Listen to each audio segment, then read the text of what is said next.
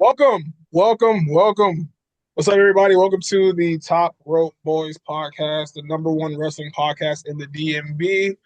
As you can see, we don't have our usual jump starter here. The man of 1,004 names, Steph, can't be with us today. But we're gonna keep on rolling as usual. It's your guy, your host with the most, your man with the plan, Mr. Rique Brown, in the building. Here with my guys. Oracle, how are you feeling today, brother? Doing good, guys. Still hitting work as usual, but I'm excited to be with the boys, talk about wrestling. It's always a fun time, man. How you doing, Vaughn? Yeah, TRB Nation was good, man. Thursday, it's hard day, A little light week this week, but definitely there's some good talking points to go over, for this past weekend wrestling. So I'm excited. I'm with the guys. No staff this week, but hey, trios tonight. So hey, without further ado, that's me rambling. Let's get into it, Joe. He's too busy. You. Steph is too busy being a freak, man. Yeah, the first Yeah, time being a freak, as per yeah. usual. Hey, He's on the hey, step Steph, eyes we on the love you, mask. man. So we're gonna get right into it, man. SmackDown. Something pretty cool happened on SmackDown. So first of all, uh, we had a WWE Tag Team Title match. We had MFTs. I think it was Tama Tonga and Jason Mateo representing Mhm. against Damian Priest and R-Truth. See, first of all, I didn't know how I felt about this match going in because obviously I would love the MFTs to be doing better, but it was cool because R-Truth and Damian Priest won the tag team titles. Random. Mhm. So first of all, random as hell. One of the most random results of the year so far, which I don't have a problem with. But like, shit, what do you guys think? I'll start with you, Vaughn. What do you think about that? Like, how does that make you feel? Um, I'm kind of I don't know. I'm kind of in like a weird space because like I'm glad they got it because of the MFTs. Cause like I tied them holding it hostage with that whole feud with the Wide Six as a prop. Like we need to get our tag division going again in SmackDown, which was easily the best thing on TV last year. So I'm glad it's out. That little vortex, with those two factions. It's just random that you have established tag teams in SmackDown that are really, really good, and then you give it to a makeshift tag team like in Priest and Truth. As if it's true where it's like Truth is trying to call it quits real soon. I understand. But hey man, I don't know. It random that it was the certain tag team that won it, but I'm happy that it's out there my T hands because they can fight over the line still and let my SmackDown tag division get going. So overall I'm excited overall. Because me, like, I don't mind makeshift tag teams. Right? I'm always a fan of makeshift tag teams when they work. I do think Mhm. R-Truth and Damian Priest could be fun. I'm not sure how long that's going to last. I don't think it's going to last that long. But it's always cool to Mhm. see like Truth get gold every now and then and all that good stuff. But Sears, Mhm. what do you think? Like, how do you feel about that? Like, what were you thinking watching that, seeing that happen? Well, I as mean, he's a priest hate all, right? I would say. As a priest hater, I hate it, right? But like as a fan of tag team wrestling and also a fan, someone who enjoys all truth, I'm okay with it because like I'm gonna say with you guys, like SmackDown, these had to be away from the Y6 and the NOTs at this point. It was Yeah. only holding the titles. Like, and so at least now we have new champions that can hopefully kind of like restart the division because like this time last year it was the hottest thing in wrestling. And now it's barely even talked about. So I'm hoping that like this allows this something going as as we're probably gonna talk about in a sec. We might talk about in a second. MCMG seem to be in a new direction. Faxium always hot. Both team with the belt. So like, I'm hoping this is like a restart that it needs. Hoping that it stays in this helps the tag doesn't stay in the spotlight. But I also do agree with Vaughn. I think this might just be our true send off. Like, hey, thank you for your service. Thank you for being a great part of the company. Even though we let you go last year. And then, Here, here, here's a tag title one before you retire. We're good. You know, mm, like I could see this being a way to like maybe set up for like a future opponent for what oh my know where that came from. Gunther, going Mm-hmm. to take out our truth and instead of a wide of priest, we could have been for his buddy, kind of like Dragon Lee. Mm-hmm. But I'm always down with new champs, even though it's Damian Priest. So it is what it is. One Damien Priest hater. But no, something that Yeah, so it is so funny because we're going to stay in bloodline business, technically speaking. But Drew McIntyre and Jacob Fatu were brawling all night long, literally the entire show. And allegedly, based on what I've heard and what I've seen, the match at WrestleMania that they could have could end up being a Hell in a Cell match. Now, obviously, Twitter speculation, things like that, whatever. I can't verify that. But as far as this feud goes, like, what do you think this feud would do for someone like Jacob? Like when it's all said and done, I would assume Jacob gets the win at WrestleMania, right? So I just want to see like how you guys feel is like. So once Jacob gets that win, and I'm sure, and I think Drew's going to go away because he's doing some movie stuff. So where do you think that puts him on the card following WrestleMania? Assuming he wins the match, obviously. Yeah, I mean, if Drew goes into that match, I mean, not Drew, I'm sorry, if Fatu goes in that match and wins it, which he probably would and should, I think that sends him straight to like, fighting for number contender for the big strap on SmackDown. I mean, he's been the previous champ, previous two-time champ at that, one of the biggest heels, in wrestling at that. So I mean, coming off a dub like that, that should definitely boost his stock a whole bunch and send him straight into like trying to go after like, Cody, get that going. Maybe if Randy was on that Mania, get something with that going, maybe. I definitely think once this Drew thing is all settled, he need to be, heading straight towards title contention and title scene and like trying to get that going. I agree. I've been saying it since forever, but like I think WrestleMania, even though it's different platform that was when I thought of, but I think WrestleMania is far to rocket point. Mm. Well, I think he needs this man more than anybody else. So he needs to win that Mania more than anybody else on the card besides maybe Finn. Actually, besides Finn, because like he been stuck doing nothing now for about half a year.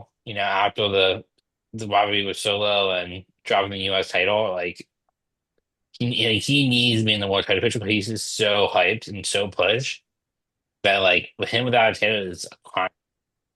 So I think after he needs to win at Mania, and I agree after Mania, honestly, I can see him be if Orton wins, I can see him being the one to take off Orton.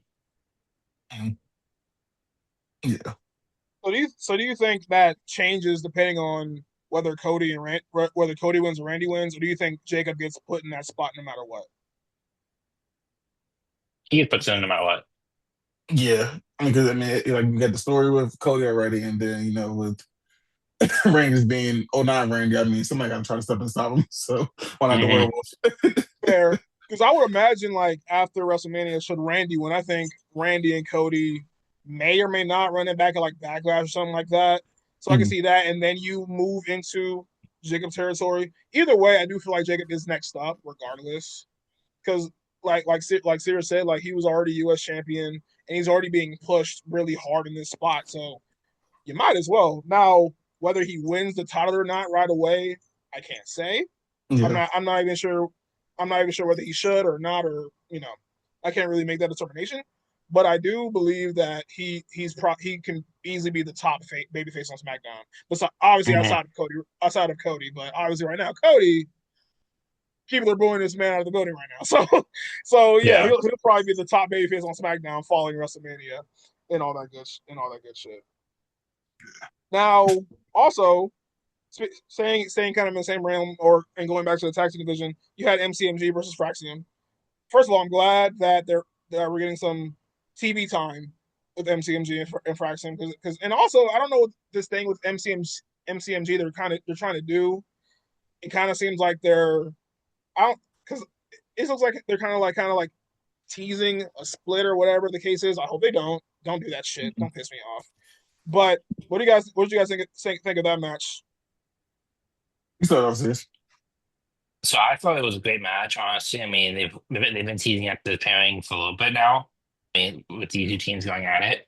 Uh, Also, I thought they would tease me a MCMG breakout, which I agree with. Don't do that because I mean they're great single stars. Like when they were in their prime, I think they're past their prime at this point, and they need to stay at the tag team. If not, then they're both going to get cut in the next round of cuts. Mm. But what I think is happening now, because for people who watch SmackDown, you know that Candice LeRae came out in the field after Alex Shelley had been trying to guard John Gargano to get out back to his game. So I honestly think this is the start of a heel turn for MCMG. I think we need more heel tag teams, good Yep. heel tag teams, Mhm. and so you pair. I mean, you pair them up with Candice LeRae and John Gargano, and you make them a faction. I mean, I think this is. I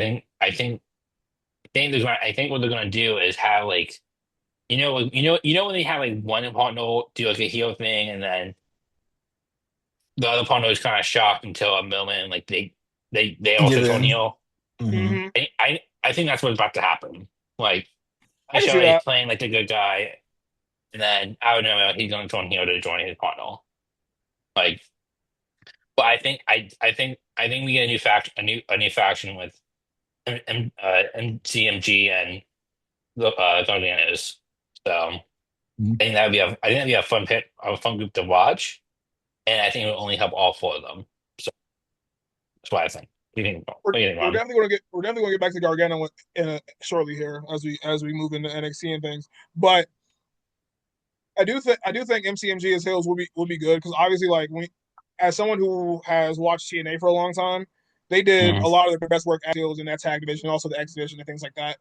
And I do Mm-hmm. think and I do think giving them Candice LeRae and Johnny Gargano like putting them together in a faction and having them do good stuff would be great.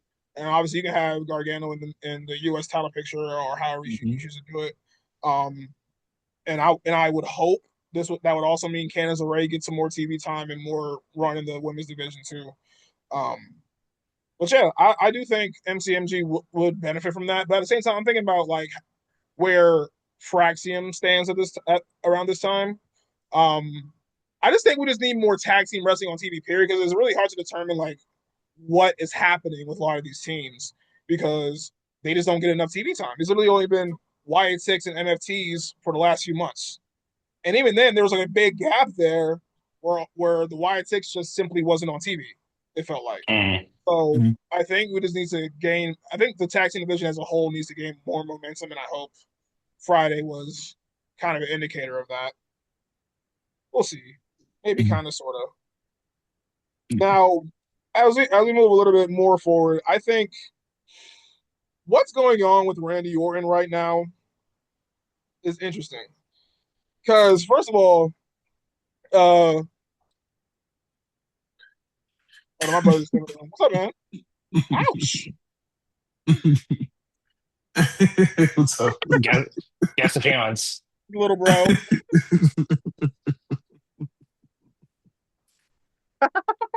Hold on. Go ahead, bro.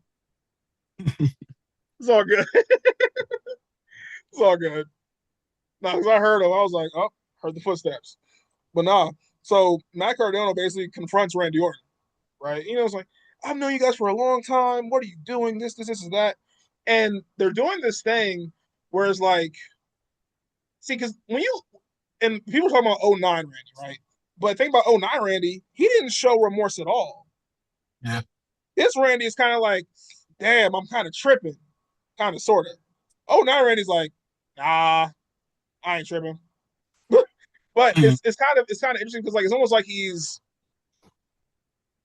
not wanting to let the voices speak loudly to him. He's trying not to succumb to it, but at the same time, it's like we know he has that kayfabe like condition. I forgot what it was called, but basically he can just snap like that. So it's interesting how they're doing it this time, and also we're trying to think like, hey, who is he on the phone with? Who is he talking to? What's going on there? So I just think there's a lot of cool things that you can do, obviously if you book it correctly. But as far as what's going on with Randy now and how and what his direction is, do you think this do you think he's going to like go full on? Oh nine is really just like let loose, or do you think it's going to be like more tame but still brutal at the same time? Like, how do you guys feel about Randy right Um, I think eventually we get to that. Like you said, I'm liking the whole idea of like it's a struggle where like he wants to be the locker room leader, the mentor still, the guy that's backstage helping everybody else. But then he snaps into that really quick. So I'm liking like the battle he's having with himself right now over with the voices. I do think as weeks progress, I think he's gonna snap more and more, and eventually we'll get to like that big, I guess, '09 heel Randy that we are clamoring for.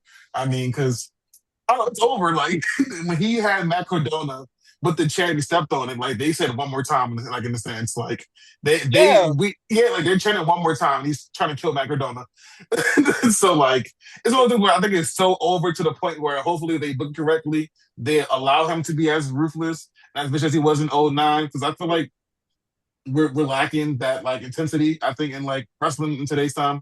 So I feel like you give us a little, like, even like a little bit of that. I mean, it's gonna go far. Um, so yeah, I think eventually will lead to that full like '09 heel snap.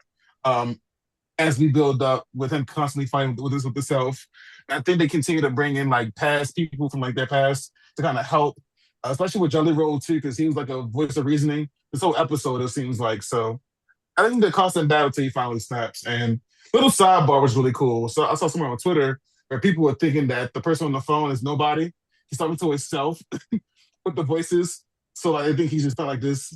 What movie is that from off of? I can't think of some movie, but anyway, I think he's just talking to himself, and the voices are coming through the phone through his head. So that was a cool little thing I saw. But That's interesting. overall, yeah, I think we get it eventually though. Yeah, so I agree with you. I think we get it. What do you think, Sears? What do you think about the whole thing? I think I mean I think a heel one is always going to be better than a face one because like he's just a natural heel. Like I think he's someone who he just does it so well.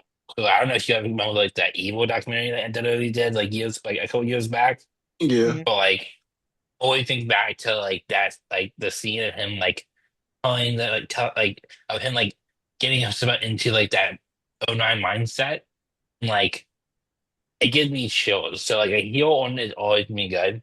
Do I think he goes full '09 on? No, because we're in a PG era, well, sponsorships matter and Well, of course. kids and the kids matter. So like, are we gonna see him handcuff Cody Rhodes to the ropes and kiss Randy Rhodes? No, we're not gonna see that. Yeah, we Yeah, I don't don't get think that. I don't think we're going to go that far now. Yeah. Are we gonna see like are we gonna see like we're gonna see the punt? I think we see the punt Mania. I think that's officially brings it back. That would be honestly, that would be like a perfect finish. That would honestly, like, now that you bring it up, because I was like, we have to get a punt at some point, and Yeah. I feel Hmm. like that's when that snap is going to happen. Like, it's going to get to a point in the match. He's going to hit an RKO like 2 or 3 times. Cody's going to kick out each time, and he's like, "What the hell?" And he's going to back into that corner and Hmm. kick his fucking head off. And that would Yeah. be a perfect ending to that match. So Yeah. please, I beg. So I think we get like I want to say like 2012 Fortune of Orton, where it's like the cooldown of it. Mhm. Mhm. I can also see where he like kind of restarts his own legacy in a sense, and like kind of because that's when he was really vicious, I believe. So like kind of like making him like let him reshape a legacy, and then like kind of using them as like the like let his vicious side come out like that. Mhm. Now we also do know that Ted DiBiase I would just say that. See, is free. okay. I didn't want to bring it up. I didn't want to bring it up because I don't. I I just don't see a world where we do that. I just. It's the award. This is I mean, WWE. now, I was at the same time, I could see because I could take it back to when Dolph Ziggler and the Miz were feuding in 2016, and the Miz brought out, I think it was Kenny and one of the other men who should brought. Yeah. I forget which one, but but in that case, I could see that. I could see that just on some mind games type shit. I could see that. I don't know. Like it will be an interesting segment. It'll be an interesting thing to see because I feel like you do have to. Obviously, we know how far back Cody and Randy go, so it would be cool to be able to bridge that gap a little bit.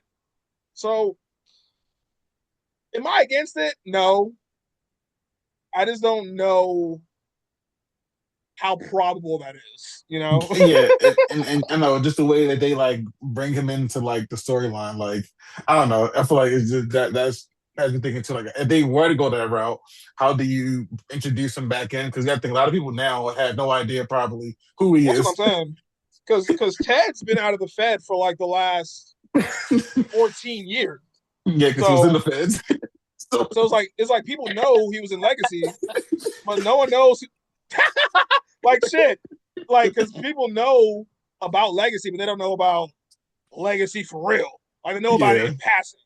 You know what I'm saying? So, I mean, I would welcome it. It wouldn't be the most egregious thing they've done. Like when they brought back Grandmaster Sexay that one time, it wouldn't be the most egregious thing they've done. They've done worse things.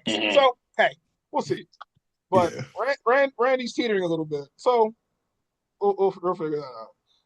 Now, I do want to move into the U.S. title match that happened. Now, obviously, this because anytime Dragunov and Carmelo Hayes match comes up, we're going to say the same thing each time because they've never had a bad match. Never. I was telling Seth the other day that like I think that these two are wrestling soulmates because every time they get in the ring, whether it be NXT or whether it's been these main roster matches, they've been tearing it up and ripping it up every single go round. Yeah. So like I don't even want to sound like a broken record, but like there's nothing really more to say other than the match was great. The matches are always great, you know. I'll say based on this, what do you guys think they do with the U.S. title at Mania though? Like, do you think it's going to be those two again with Iron Man? Do you think like what do you think we get? Because nothing shows nothing for that going to Mania at this point. So I'm curious how they do it. So I think you can do one of two things. You can go the multi-man route. If not a ladder match, you can go like a U.S. title 6-pack challenge, something like that. You can do something like that. Yeah, just like like something like that. Or you could do like WrestleMania Open Challenge. Now that's always cool because we're coming up to WrestleMania, we love surprises. Now, who it would be, I don't know. Can't tell you that. Honestly, yeah, I'm not sure. Hell, what the hell is Trick Williams doing? Just throwing it out there. What is? Probably with Sami Zayn. Maybe. Yeah, Sami Zayn. I say Trick and Sammy might be that direct.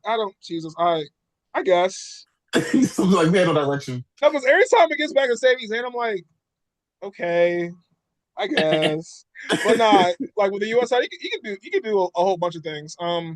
Now I do think if you do go Dragunov again and you have that match again, I don't think Dragunov should lose. But then again, I don't want Melo to lose at WrestleMania either. So you got it. So I feel like a multi-man match would be great, and you have plenty of guys on the roster that can fulfill those spots. So you can pretty much just choose so you can pretty much just pick who you want at this point. So I think that's kind of how you do it. I mean, shit. Yeah. Now I think I also be like I can see this being a lot of match honestly at this point. Now I've been saying a lot. I've been calling out for a lot of matches or multi-man matches. This is probably gonna be the ladder match if they do it a ladder match. Mm-hmm. The Black wins it. We should continue. Hey, that's fair. Sure. Balance is in there. I ain't mad at it. No, because I'm just trying to figure out because like I keep trying to think what they're going to do with the IC title at WrestleMania because I feel like they might go multi-man for that too. But like I said, we'll see. We'll get into it for sure. Shit. Now I just want to touch on Jay Cargill and Rhea Ripley stuff briefly because there hasn't really been much advancement as far as that story goes.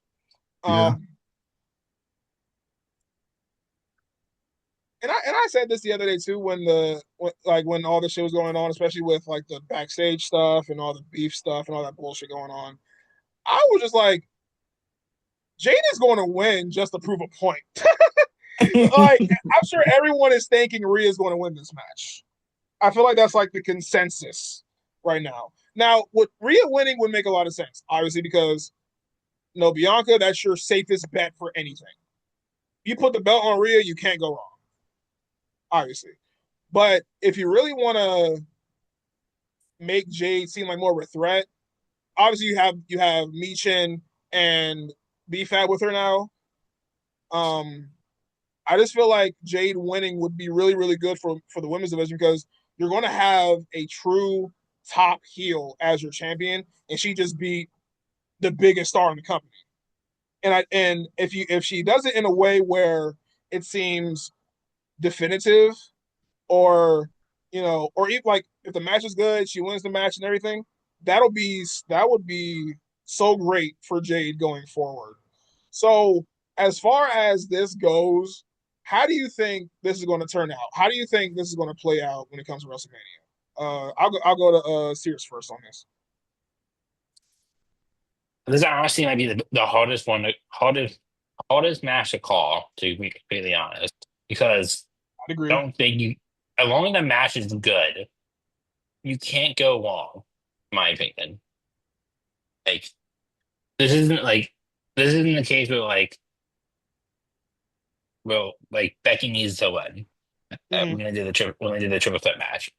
It, this is a case where you either put the belt on your biggest star in the company, which is not a bad choice at all, Mm-hmm. or you create you have an option to put you can put more heat on a heel you've been trying to build for the last 2 years at this point, and give her more credibility by like you saying beating your top star. So either way, it's not a bad.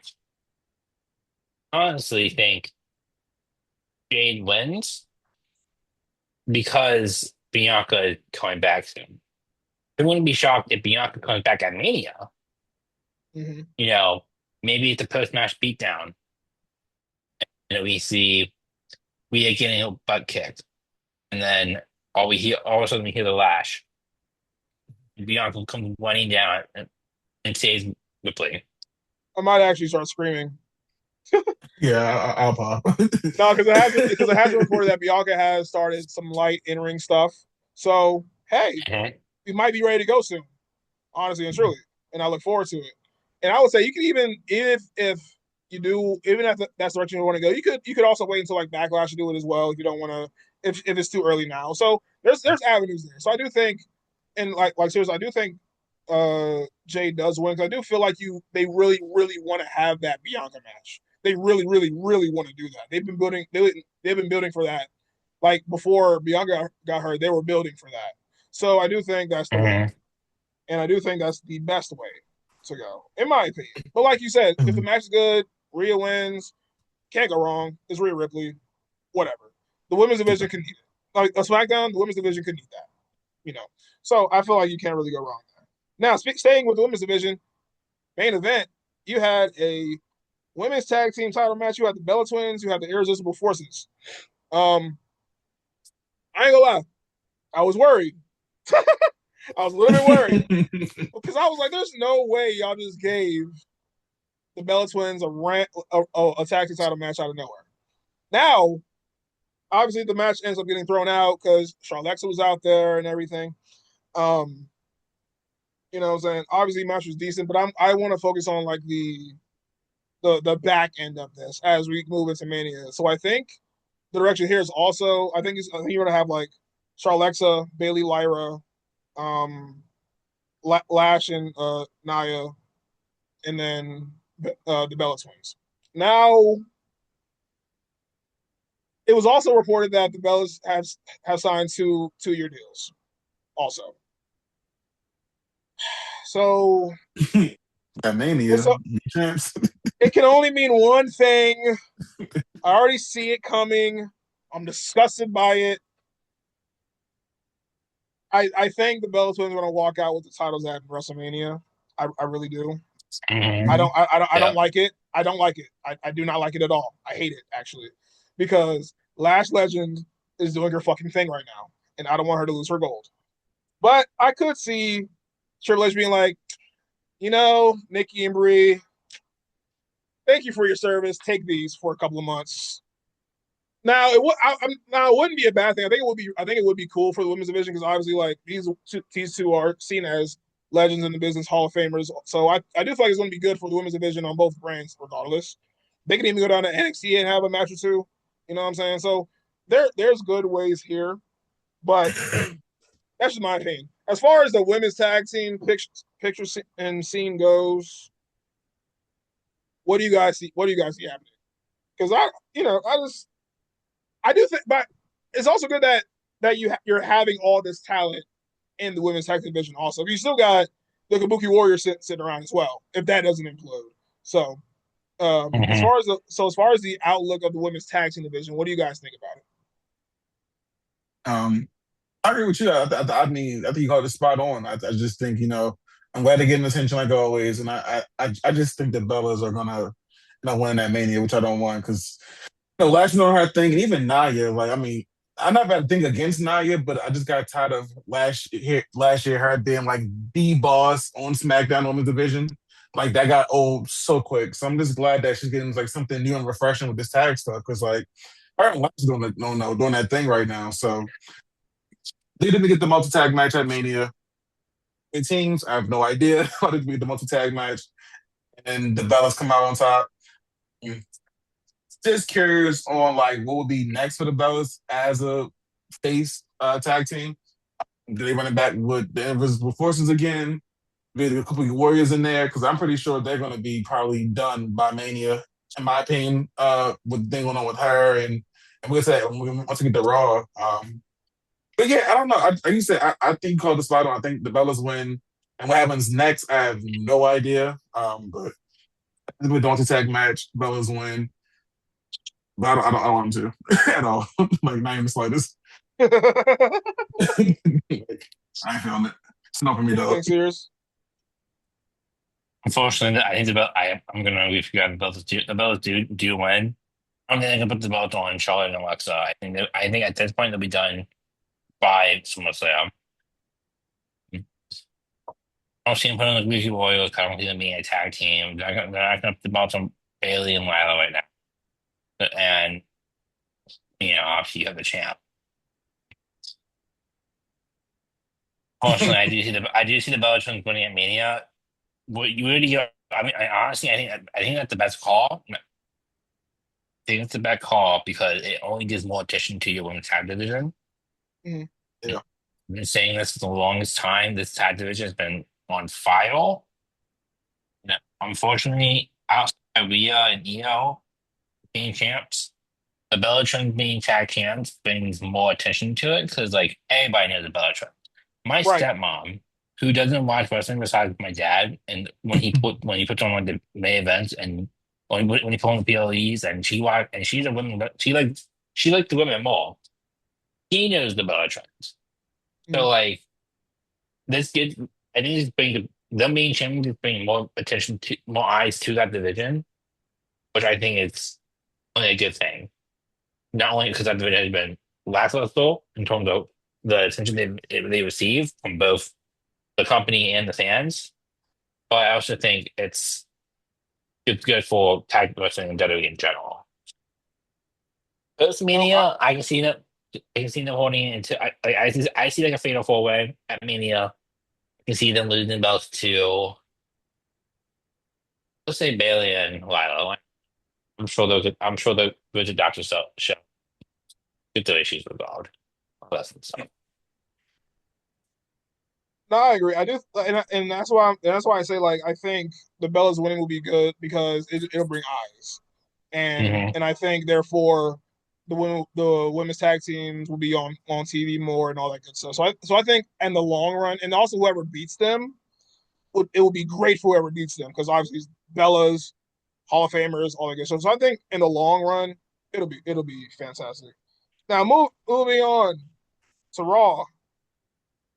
Man, I am so happy that Obafemi is on the main roster, right?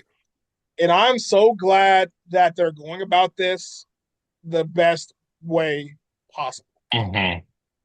First of all, last week I got swerved. I was like, okay, so you had Seth in the ring, obviously the whole FAFO, FAF5 thing, whatever. Paul Heyman thought that shit was so smooth and it wasn't. Anyway. And the fact that they put that shit on a shirt too. Corny. Jesus Christ, man. Because like he thought it was so hard and it wasn't. But anyway, obviously Oba ended up beating up Brock Lesnar, stepping on his chest, pointing at the WrestleMania sign, and we're getting Obafemi versus Brock Lesnar at WrestleMania. Greatness. Now, pretty much same thing that happened last week happened this week too, and it's like you're making Oba seem like a real threat here, and I'm praying that it's not fool's gold and you guys aren't trying to trick me into believing in him at WrestleMania because there's if Obafemi loses, oh my God, the letters I'm going to write, the complaints, I'm going to tweet my displeasure in such a way. Oh, no, we'll drive up there. I know where it's at. I've seen the building. I know I swear to exactly where it's God, up in New England. because now obviously because we've seen a lot of time where we've seen Brock get like punched on before and end up like we get to the match and Brock ends up dominating the match. We've seen that, whatever. We saw it with Goldberg, for example. So it's not out of the realm of possibility. But I just think if you make Oba beat Brock Lesnar on his first try, on his first match at WrestleMania, you have your main event monster for the next 10 years. Mm-hmm. And I was saying they could fast track him like they fast tracked Brock in 02. Just come in. Hell, he could win King of the Ring, get a title match at SummerSlam, win that bitch. Easy. He's clean. Almost 27 years old. You have your monster for the next two decades. Like, seriously, he's 27, bro. Brock was like, I think 25 or so when he won the title for the first time. Something like that. So,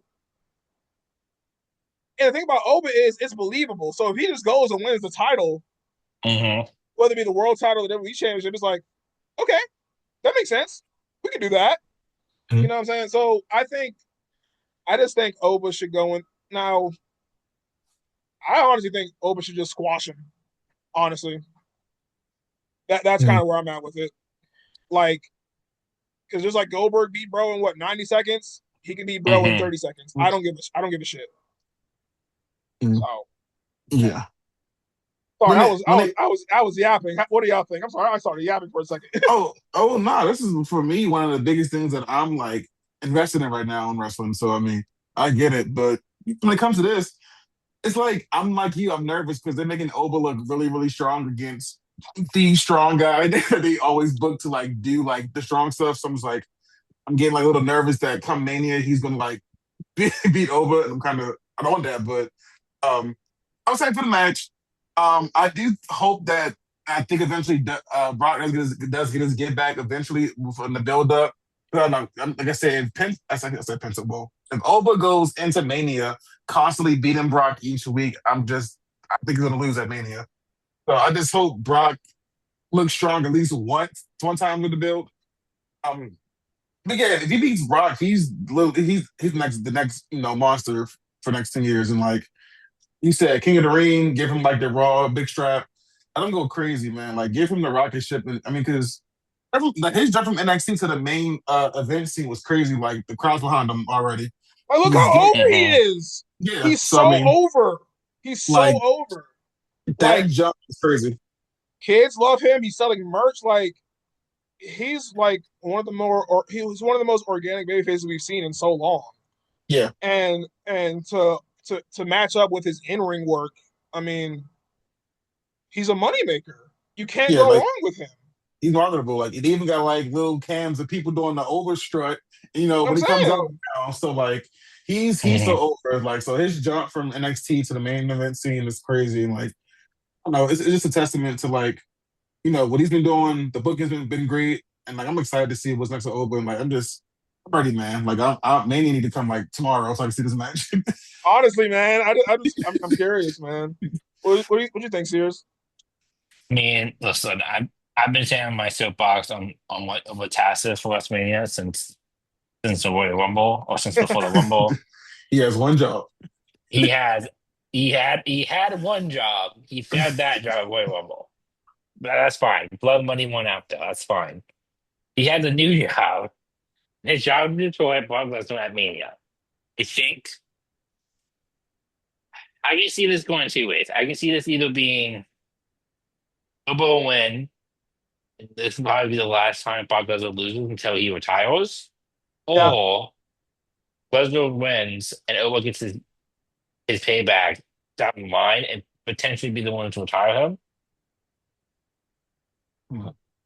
Or do I want more? I want Oba to win. Of We course. need Oba to win because he is your top guy. Him, besides being Braun Breaker, Oba for me is your top guy for the next 10 to 20 years. You Oba need versus Braun Breaker. It's gonna be Mhm. so crazy a couple years. that would Wow. be that will be your next Cena versus Orton. That's a See, 19 can't main event in can't like 2 years. lie. I'm thinking about it, bro. I'm like, let's say you get to SummerSlam, Oba wins that title, and you hear them sirens. Oh, I feel like that'll be a perfect rivalry to start. That'll be a perfect direction to go because obviously a lot of people, including myself, was like, Braun Breaker will be champion before the year's over. I thought so. How I thought it was going to go, like I thought he was going to end up winning the title at WrestleMania, the world title. He was going to beat CM Punk for the world title at WrestleMania. That's what I thought. Obviously, he got hurt. Things changed. Whatever. But oh my God, Oba versus Braun Breaker will be amazing. That's He your still have a that's shot. your that's your setup for the next couple of years for those two guys. That's your setup right there. Yeah. He still have a shot. Money in the Bank. I'm calling it. We can see big Also, guys Money in Money the in the Bank Bank. also. Yeah, because it's so late this year, so yeah, he has a chance still. Mm-hmm. King in the Wing as well. Yep. Man, Ah, I'm excited. The future's bright, man. The future is so bright. I love it. It, it, speaking it, with it, it, it does seem like I do want to say it does seem like it's like a toning of the tides because like all the top guys that we grew up with, Cena retired, retired. The reports are right. Rey Mysterio's gonna retire this year. Orton not far behind. Like, I feel like his age is like the main part of it. That's like the entire side of the WrestleMania beast at this point. Is Punk is old. Like all the top guys that they built. Hell, even Rollins is up there. Cody Rhodes is up there. Roman they're all Reigns is 40s. up They're all there. 40 something. Like, so like WWE needs to start building a new star. So like the fact that they're building up Braun Breaker, the fact that they're building up Femi, the fact that they're building up hell, I put Braun Strowman now as well. So he's been off and on being pushed. Kamala Hayes, Trick Williams, you know, Ilya Dragunov is getting obviously he's getting pushed. Like all these young guys who can carry the company are now being pushed, and it's now the time for them to be the top guys. I say this year it's imperative that Hmm. you start making new stars this year. It's imperative because like some of these guys have kind of like been sitting in the background for the last couple of years, and and shit because CM Punk is knocking on 50, quite literally. Hmm. He turns 48 this year. Roman's 40. Seth Rollins is probably about 40 at this point. Cody's 40 something. You know what I'm saying? So like Braun Breaker still in his 20s. Obafemi still in his 20s. Carmelo Hayes like 32. Trick Williams like somewhere in the late 20s or whatever. So it's really, really, really important that we establish young stars. And that also means putting young stars against each other. But Hmm. obviously, when you put young stars against like the older stars, like Obafemi beating Brock Lesnar will give him incredible credibility, Yeah. Hmm. amazing credibility. Brock Lesnar has probably like I would say throughout the entire history of WWE, besides maybe like the Undertaker, I don't know that if there's been like a more like feared individual as far as like when you hear that riff, everyone's like, "Holy shit, here comes the pain." You know what I'm saying? So Yeah. I think Oba beats Brock. No, everyone has no choice but to Hmm. respect that man. Like literally have no choice but to respect that guy. Hmm. So I think that's it's really important to move in that direction. Speaking of speaking of Lesnar, Paul Heyman, and his people, we had a World Tag Team title match. We had the Usos versus the Vision. First of all, I'll say this every week if I have to. I don't like seeing Jake Paul on my TV every week. I'm sick of it. I want him to go away. But I want to point out the ending more than anything. Yeah. Jay Uso was starting to lose his fucking mind, And I'm loving it. much more than usual because he's been tweaking since COVID times. So it's not a shocker. But he ends up knocking them both out with brass knuckles and some more shit. You feel me? And I honestly want to segue this into the CM Punk Roman segment because obviously Jay and Jimmy were a part of that too. So before I segue into that, what do you think what do you think this is going to do for Jay? What do you think what do you think is the direction we're going to go with Jay as far like are we going to keep stopping with him or are we just going to let it go? Like what do you guys want to see happen with this? You know, this is. I think, I think, I think we see Jey Uso take. I think we see a heel turn by Jay on the bloodline. I think WrestleMania ends with Jey Uso helping the Usos helping women win the belt. And women's pissed because he that's been a CM Punk thing is that he can't win without his family. Well, I But don't he's know why pissed. you're so mad because it wasn't a problem when it was happening. Yeah. It was never a problem before. Yeah, but I mean that's besides the point. But No, I understand. I Yeah, I think get it. I'm just I talking shit. think I think we see Jey Uso take the mantle that he was always meant to take from the bloodline hmm as the tribal chief. hmm I possibly think that this to me the build to next year's WrestleMania. I think we see Jey Uso align himself with The Rock, Mhm. and this leads to women versus The Rock at Mania. That's already hmm once. This gives us a heel Uso, puts him in the position that he was destined to be in. Because when the bloodline started, he was the right hand man that was being told, "You're the next tribal chief." He's being groomed. So I think this is when we see him become tribal chief.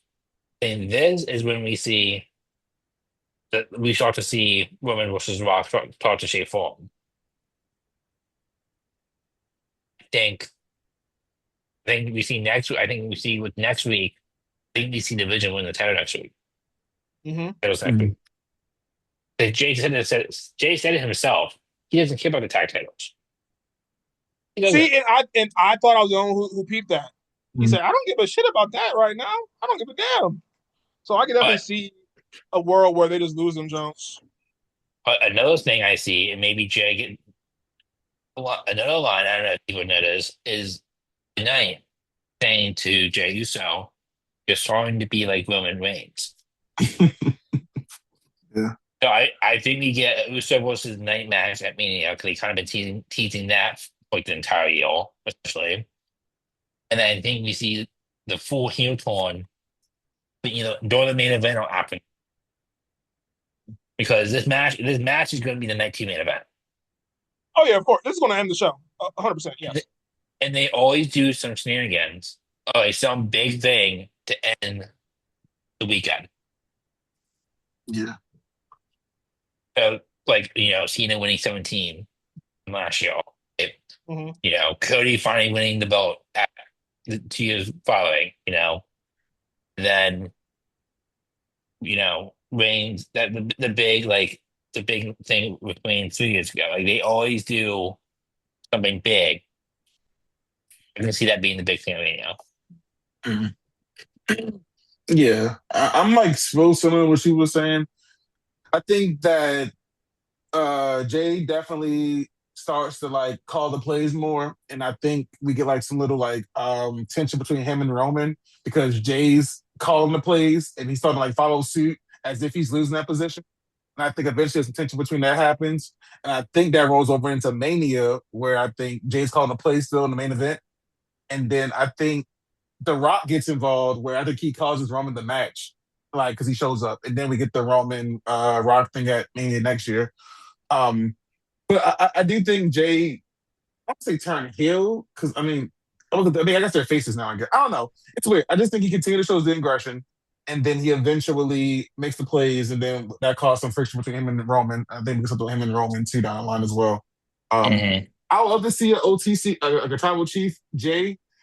I just don't think they're gonna pull a trigger on Jay being a tribal chief. I just don't see it.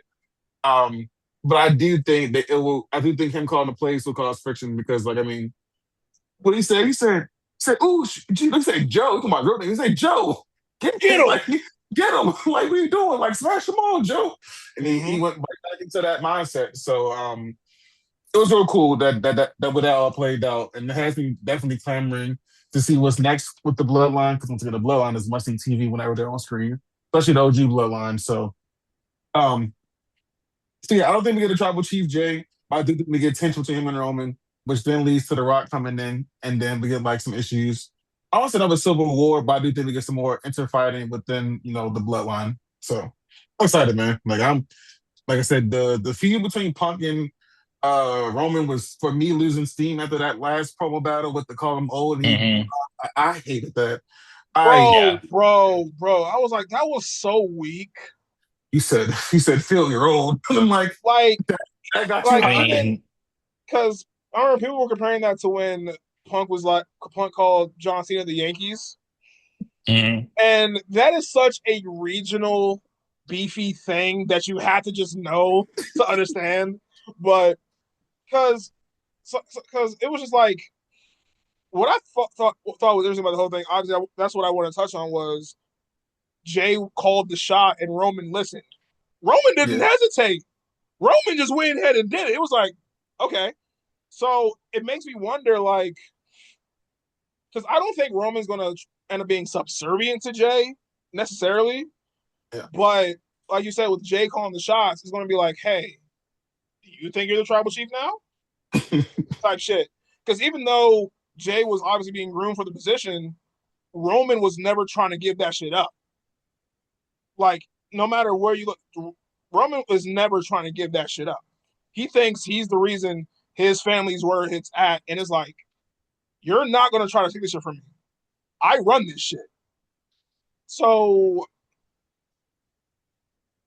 I think it would be interesting to see. So, I think, and because the thing about Dwayne, too, because I remember going back to when Roman lost the title to Cody, like, I just remember The Rock looking at Roman after the match, like, fuck is that? Like, just almost disappointed in him type shit. And obviously, you know, the Dwayne could probably just be like, "You're not the tribal chief anymore. You haven't been getting the job done. You haven't been, you know, you haven't been winning bread. You haven't been doing whatever." And also too, like when you look back at when the Usos finally defected for the Bloodline the first time, and Jimmy was just like, "I'm the tribal chief." Like you saw Jimmy taking that first shot. You saw Jimmy super kick Roman. You saw Jimmy be the one to do that. So I do think it's finally time for you to give that to Jay. Now, it can really just be a thing where he just like goes crazy and be like, I'm the guy." He could be like a mad, delusional kind of king kind of thing. So he can do a whole lot with this. So will they pull the trigger? I don't know. It's hard to determine, but we'll see. And something else I wanted to point out too, like after Roman powerbomb Punk to the table, Phil was laughing. He was geeking. He was laughing, Mhm. which also leads me to believe that like that could be part of a bigger plan here. Because you know CM Punk, he's always going to try to serve the shit. He's like, Yeah. hey, all that shit he was doing all over them years, y'all still his bitches. Still doing And 30 for him. I think he's seeing the cracks starting to form here. Because anytime you bring up that, anytime you bring up what Roman was doing with the Usos, Jamie getting mad. He's like, bro, you talking about my family? You're this, and I'm like, bro, you were being abused. I don't know what to tell you. So I think as far as this goes, like, because Roman Rock obviously doesn't need a championship involved. That match is big enough alone. You don't need a championship involved in that at all. So Punk winning would be cool. How you get there, I don't know. Now, if you do use Dwayne to do that, which I could see, it's in Vegas. It's a big enough venue. I could see Dwayne coming out. It Mm. would make sense. Whatever. Because I don't think he's doing anything right now, movie wise.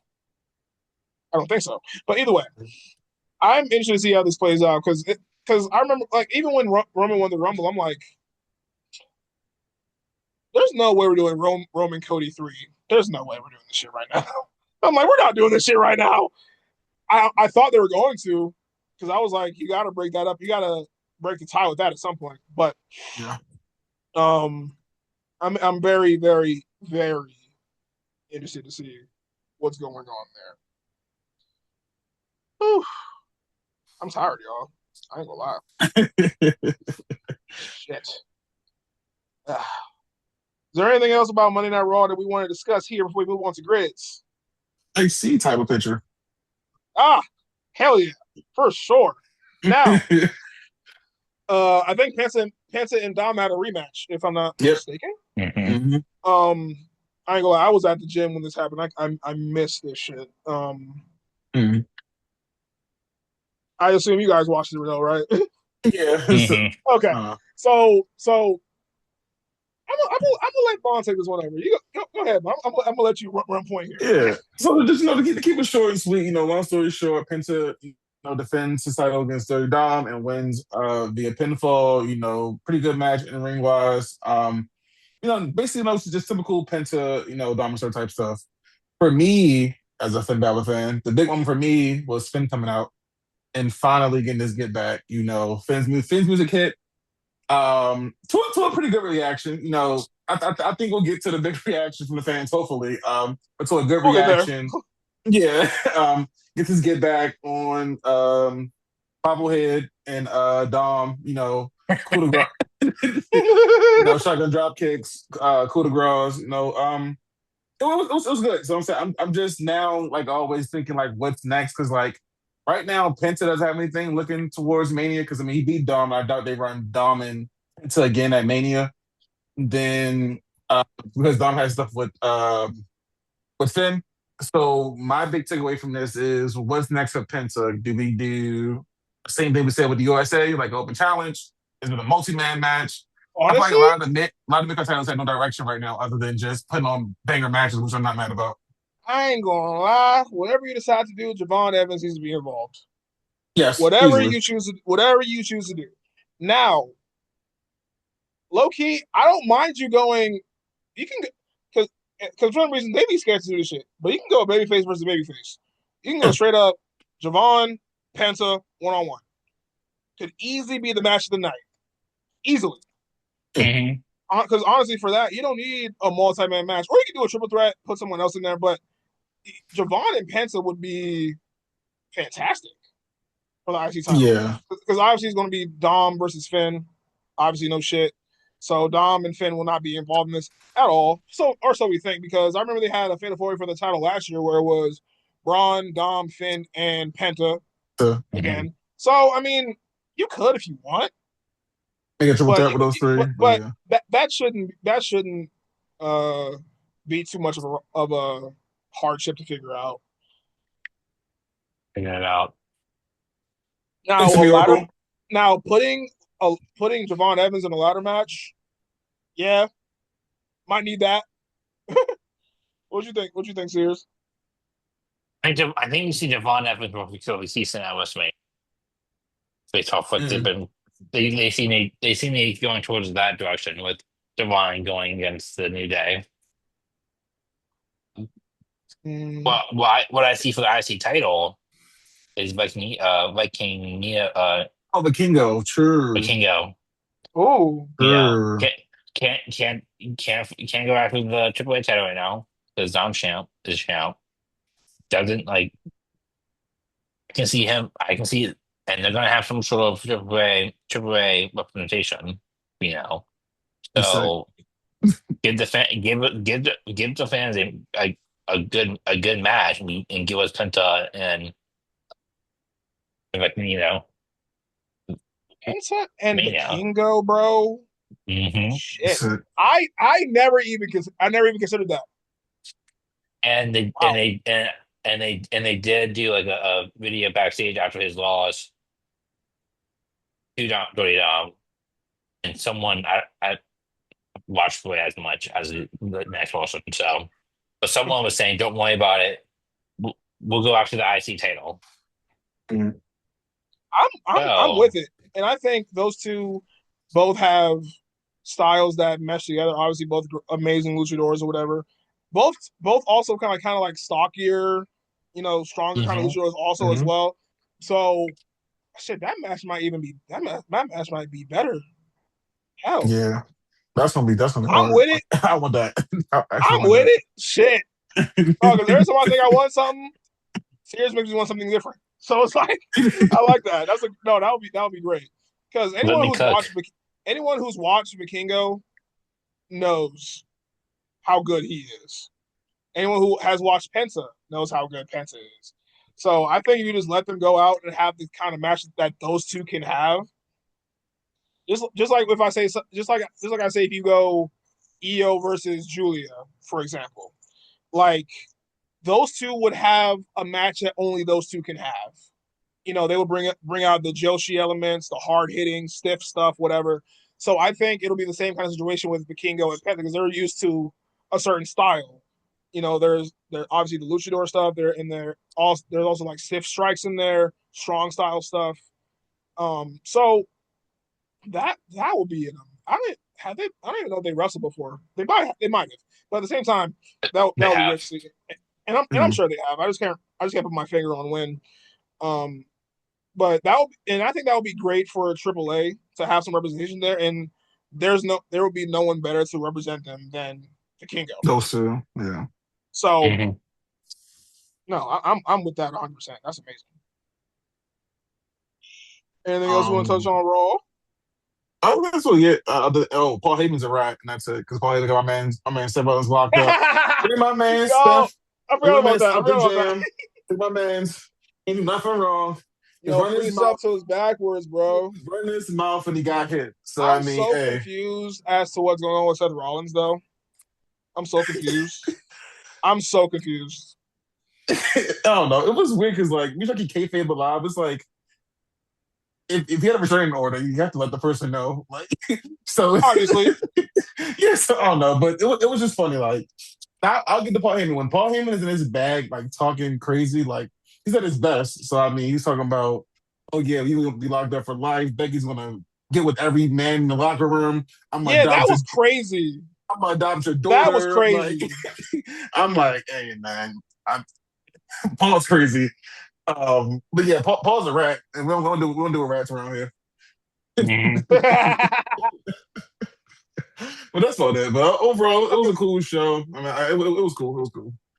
See, because I remember when, like, I, going back to the FAFO thing, I'm like, we're getting Seth versus Brock. Really? Is that what we're doing? That's what I thought. Obviously, and then Obi came out, whatever. So now that leads me to believe, what the hell are we doing with CM Punk now? Especially if the Vision win the tag team titles.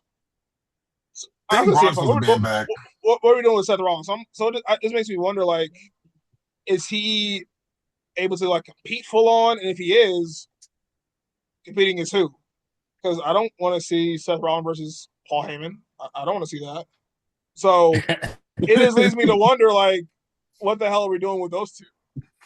We get Seth versus Paul Heyman in a custody match. Custody over was crazy. I just don't know because obviously it seems like they're trying to see when did Braun Breaker get hurt? I feel like he's been out for a So, long time. It was so Rumble. before Rumble, right? Oh, he got injured at Rumble. Because I felt No, it was a bit before that. I just can't remember Yeah, when. Because I'm like, if he is really that, I don't know how hurt he really is as far as like what the injury is. Let me see. because I originally thought that he was baiting Seth to come out for someone to attack Okay. him. I thought Braun would be back on Monday. I thought it was baiting him to come back out. So Okay. I So think Braun's ready. allegedly, yeah, he underwent the surgery. In fact, he underwent the surgery already. And he's currently working towards returning and expected to head to the Performance Center as early as this month. Mm. So I was going to say, like, if Braun gets healthy enough, you can obviously throw him in there. You can have Braun versus Seth. Do what you got to do there. So it's just yeah. injuries have ruined so much over the last year, bro, and it's pissing me off because it's like Mm-hmm. if Braun's not healthy, obviously Bronson's not going to be healthy for the next 8 or 9 months, whatever the fuck it is. Mm. So I think if Braun is healthy, obviously that's the way you go. If not, I don't know. Bring back Curtis Axel. I don't know. I really don't know. Wild. That's wild. I really don't. Like, what is Seth going to do? Hey, Paul, I hate you at WrestleMania. Is that what we're going to I'm, do? tell- I'm telling you, custody match at WrestleMania. Custody of Heyman. You're gonna have that No, man hanging from. I'm gonna have that man hanging from a shark cage. I'm saying custody of Seth Donald. Yeah, Oh Bruce, my right? god. But no, it was good. And then, like I They said, done, just they've done it before. It yeah, wouldn't be the worst thing I've seen. And yeah. it sets her up for 20 years down the line when she makes her debut. Look what it did for I'm Dory Dog. I'm On the same crying. day they were Dom, but with her. Yeah. And Listen, look how he's doing it now. because He's a listen, top star. because look at who your parents are: Seth Rollins, and Becky Lynch. I don't know if Yeah. you can. I don't know if you can get any two better wrestling parents. I don't think so either. Like I don't. So hey, maybe, Mm. maybe. And I would say before we do switch, I do want to say one more thing. Just and I'll make it real quick. Speaking of Rue's mom, Becky and AJ's been officially announced for Mania, which we kind of already seen coming. Of course. So that's beneficial. That's been scorching AJ on the mic. I don't know, like it's not even close. Like, and like I said, I, I, you're it's I I've don't been know, it's telling you, crazy. I've been telling folks, man. Listen. And I'm never going to say anything bad about AJ Lee, but I'm like, she's not who y'all think she is, y'all. Sorry. I'm sorry. I'm sorry. I'm sorry. I'm so Like, the sorry. in ring stuff has been really good as of recent, but man, like I'm excited for it just because I'm a Becky standboy and I think Becky should win it back at Mania. But I'm glad it's officially announced from the Hard coming. I just hope the veil gets a little more better and more even because like Becky's killing Major League right now, in my opinion. Mm-hmm. So, but I'm excited for it. No, because I do think it'll be great too, and I hope I as long as they get rid of that whole Becky being scared of AJ thing, like just please, why that was the thing in the first place, I hated it. I couldn't stand it. It was the stupidest thing in the world to me. But um, I do, and I also do think Becky should win it back. Um, I think that title benefits more from Becky having it because obviously AJ Lee's not going to wrestle as much. Mm. Granted, Becky may not wrestle every week either, but obviously she's more active than AJ Lee is. Um, but at the same time, if AJ loses the title, then it's like, what is she going to do after that? You know what I'm saying? Yeah. Because, but she could go take a break, and it wouldn't be a bad thing or whatever. It wouldn't be bad for the women's division if she wants to go take a break or whatever. But I am hoping because I thought Becky was going to retain the first time, and then AJ was going to win WrestleMania. That's what I thought was going to happen. Yeah, same. So now, but I do think it would make sense for Becky to win that back because I think they just did that in Chicago for the pop, even though she's from fucking New Jersey. I don't know why we try to force hometowns on people. I hate that we do that. Like it really, really, really, really irks my nerves. But hey, whatever. Anything for the pop. Anything for the pop. She was a doctor. Okay, she was a doctor by the city. Lord, man. How we feeling, guys? It's good. Awesome sauce. I'm glad y'all hanging in there because I am struggling. I'm exhausted.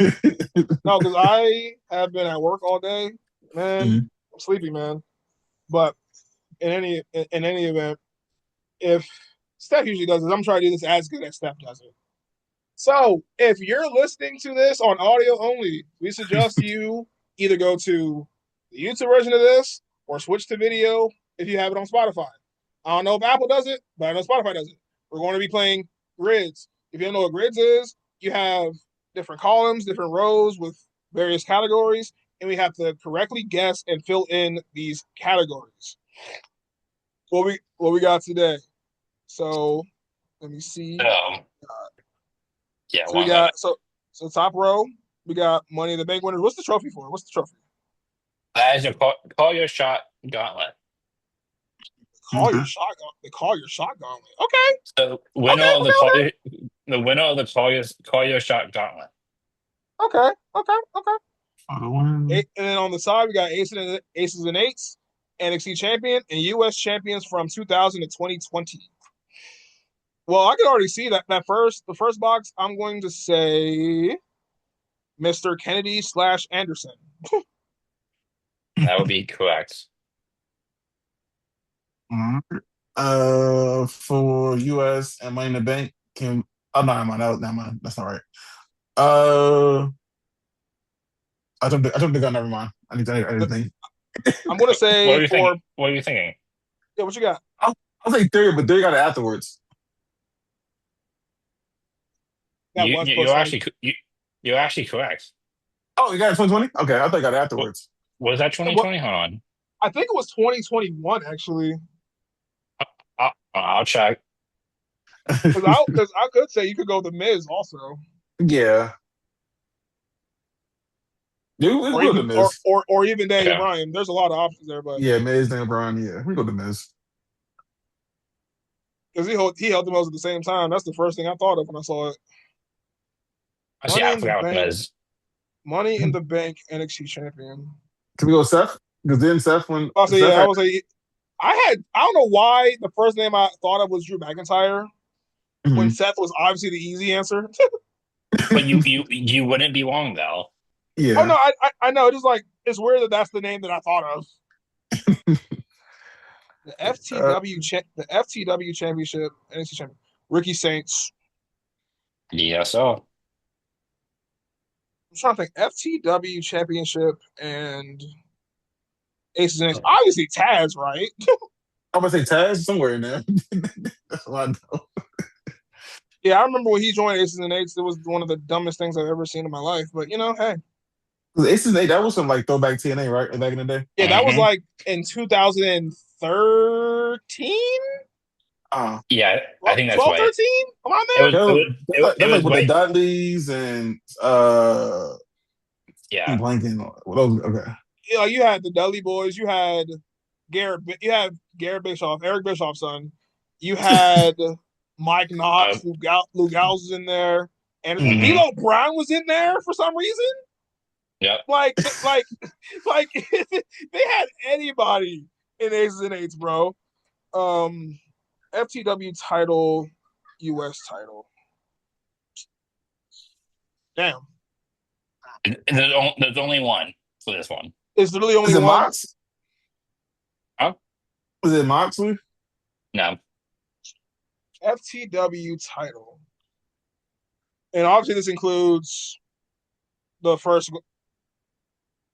Rhino was a US champion, but he didn't win the FTW title, so never mind. Yeah, but yeah.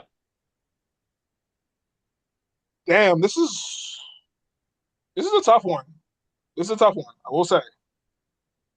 Okay, let's move. I'm gonna Yeah. move to call your shot for a second. Fire Shot USA, Nick Nemeth, Dolph Ziggler.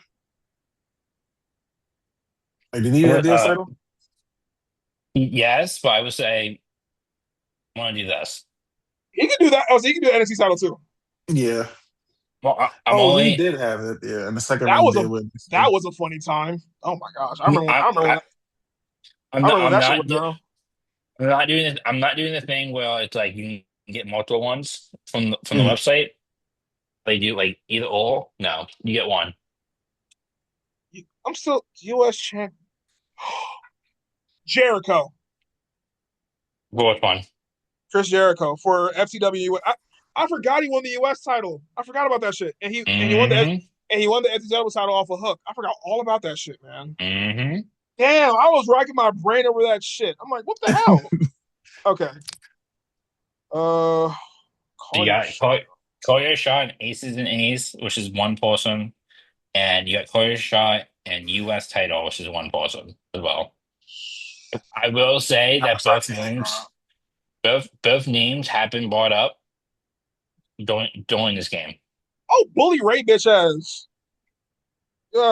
Yes. Yep, I forgot he came back and won and tried to win the title like as this is like a couple years back. I forgot about that shit too. like 2021, I believe. I saw Mm-hmm. this last one. I will say to you guys that the name was brought up. You guys specifically said this name. Is it Rhino? It is Rhino. Okay.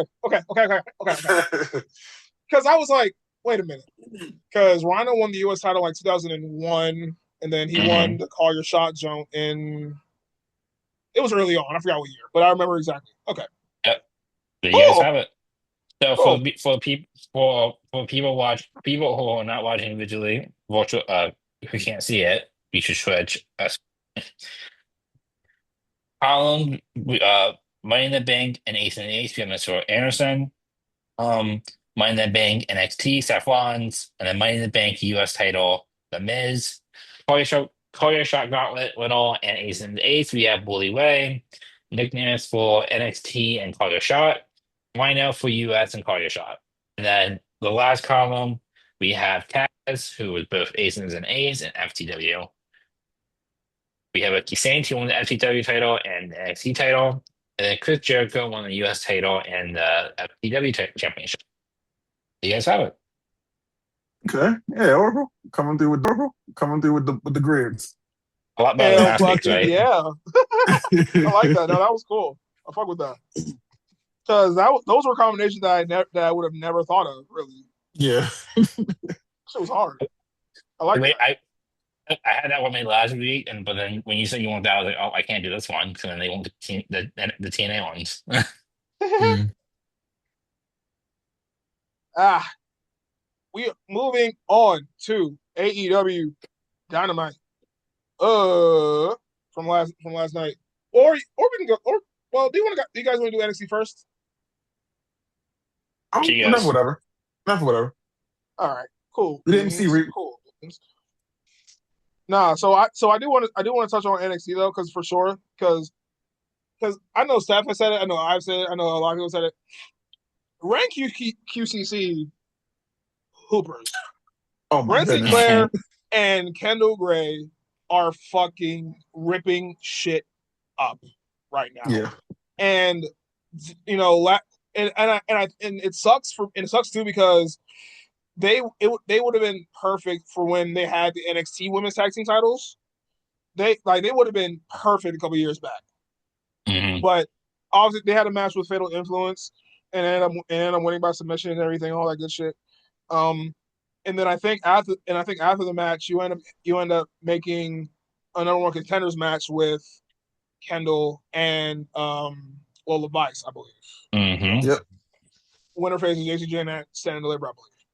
Now, with the way Kendall Gray is being pushed, obviously she was the Evolve Women's Champion, and she vacated because they pretty much gave her the Oscar treatment, right? Yeah. Hmm. Like no one could beat her.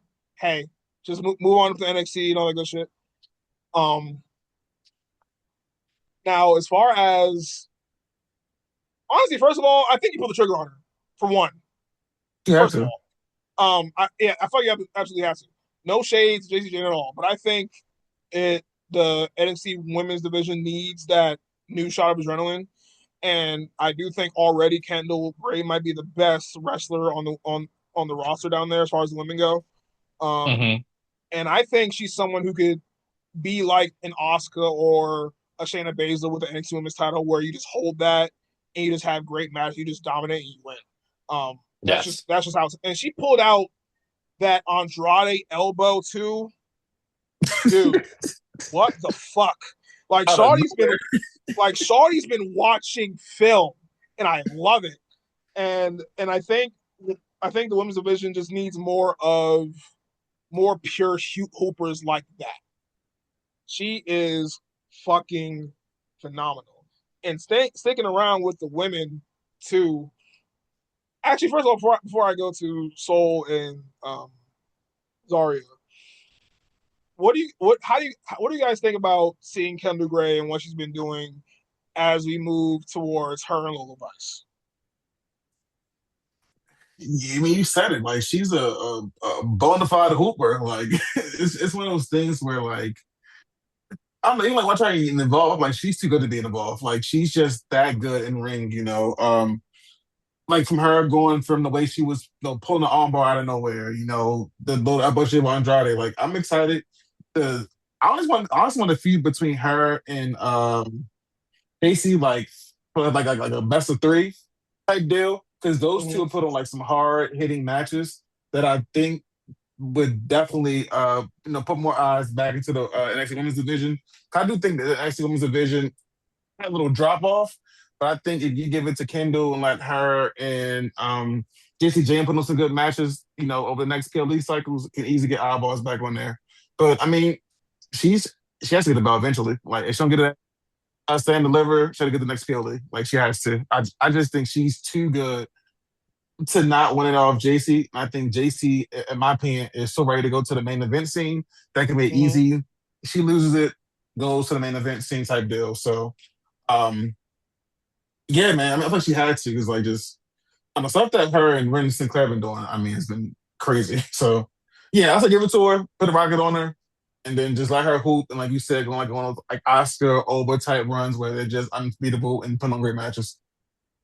And I would even say you could put the North American title on Ren Sinclair too. Yeah, because Um, she's doing great stuff with that. They're just hoopers, man. Like, I love what I'm saying from them. Like we didn't have a real conversation about Ring QCC in like a year or so. So I'm excited. I'm saying like, granted, everyone's saying it now, but it's like people aren't. I think people don't really understand how good these two really, really are. Yeah, They're so So young too. I was like, Like yes, they're like Devon Evans, who like you but like you if you can keep them in the company, oh my god, the next 30 years or so, oh my goodness. like Kendall Gray is 24.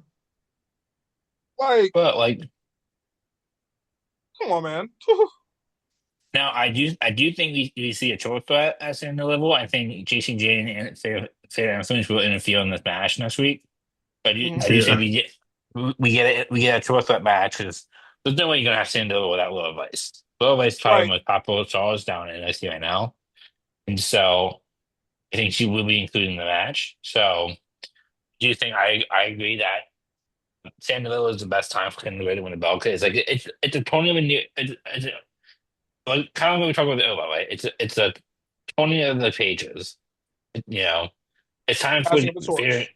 yeah, passing the torch, but a lot better, but a lot better idea. But like, it's time for fair influence. If not all of them, then at least JC Jane and Fella Henley go to the main roster.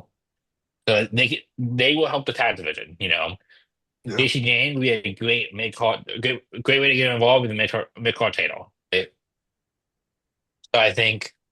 Definitely, if Stephanie Stratton ends up winning at Mania, which I think is going to happen winning the U.S. title at Mania, I can definitely see her facing Jason Jane down the line on the main roster for that yeah, belt.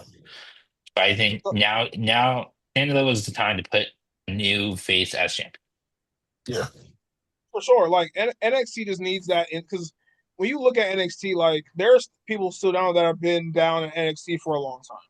Like JC Jane's been Mhm. around for a while. and Like she was with Mandy Rose in them. Like she's like, well, not Mandy Rose's first run, but when Mandy Rose was women's champion. So JC Jane is pretty much a It's an vet attraction. It's an at this attraction. point.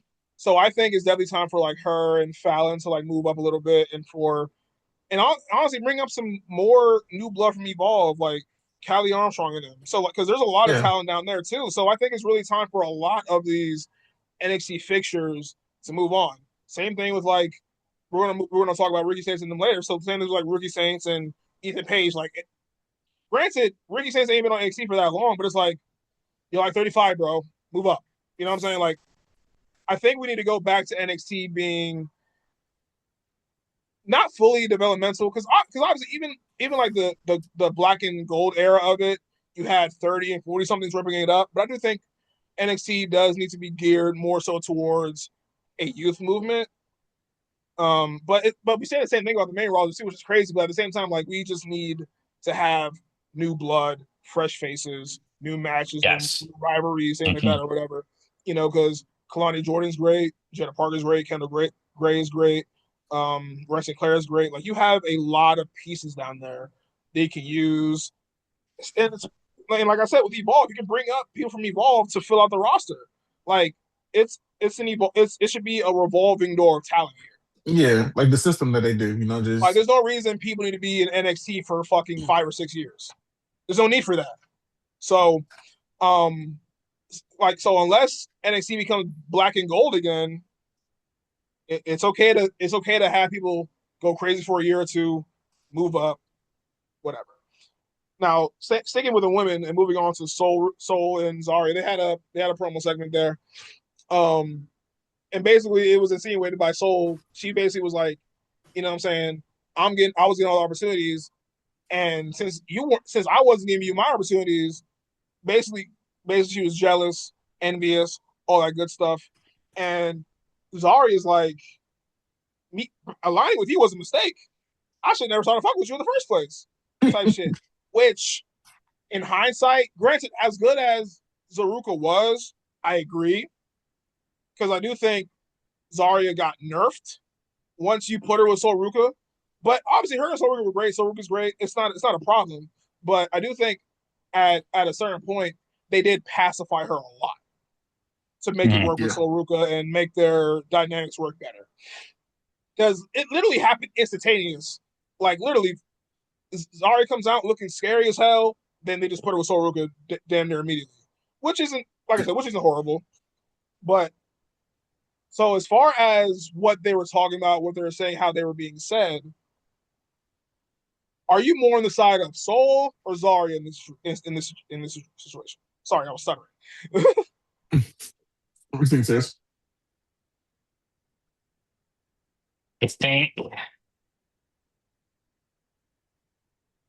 I think I'm on the side of Eureka because it's not like yeah, I mean I feel like she owned all the chances she had, but at the same time I understand Zarya's frustration. And like I think fans themselves kind of seeing that because like I think that fans are signing with Zarya more than they are Eureka. I think they're just so bumped out on Eureka. I think the Eureka arguments make sense, but it's like but like Zarya's finally snapped, and we want to see Zarya go off. But when she came to NXT, yeah, NXT, she was beast. She was set to be the next Rhea Ripley of NXT, Mm-hmm. and like I think fans are now starting to see that at all, and so they are starting to Zarya. But I do think Eureka's in the right, but Zarya also kind of the point. And it's not good. It's not being. Honestly, I feel like the story is not being told in a good way. I would agree. I would agree. It seems like it is being. I feel like they're being very lazy with it. Hmm. Because obviously we've seen a lot of these. We've seen a lot of tag teams that break apart because of jealousy and all that good stuff. I just don't. I just feel like for someone like Zarya, that's so uncharacteristic. I would say because why are you being petty about the whole thing? Just beat her the fuck up and call it a day. Like if you're tired of being held down, beat somebody up. Yeah. Now how I think this can propel Zarya though, I think obviously Kendra Gray should win the title at stand and deliver. Cool. That's your top baby face. That's your girl. That's right. Yep. But I think Zarya can be your number one women's heel. Mhm. And I think you do that by having her beat Soruka. Now, I'm not saying squash her, but definitely make it definitive and to the point where it's like, oh God, she's a force to be reckoned with. And I think she's the best person to be put in that role next. Because obviously right now it's like JC Jane.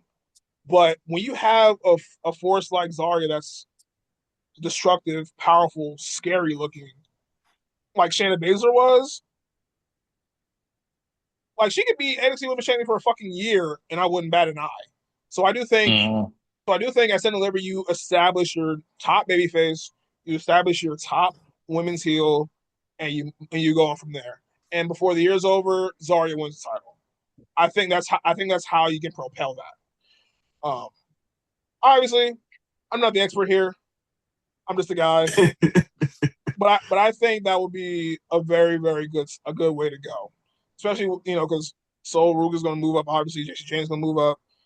Lola Vice should move up at some point. I hope she does, even though it is sad that she never got a chance to be NXT Women's Champion down there. It does really suck. Because she's been in NXT for some years now, but Mm-hmm. but the women's divisions up in Raw and SmackDown need new blood too. So you can put her up there. You can put Jason Jane and them up there. Whatever. Call them cool. Amazing sauce. Now, um, we had a North American title number one contender eliminator gauntlet. You had Deion Lennox, Shiloh Hill, Jackson Drake, Charlie Dempsey, and for some reason Johnny Gargano. No, Random.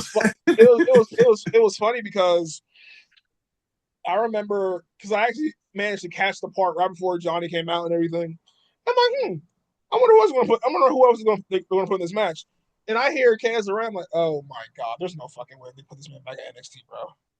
There's no fucking way they put this man back at NXT.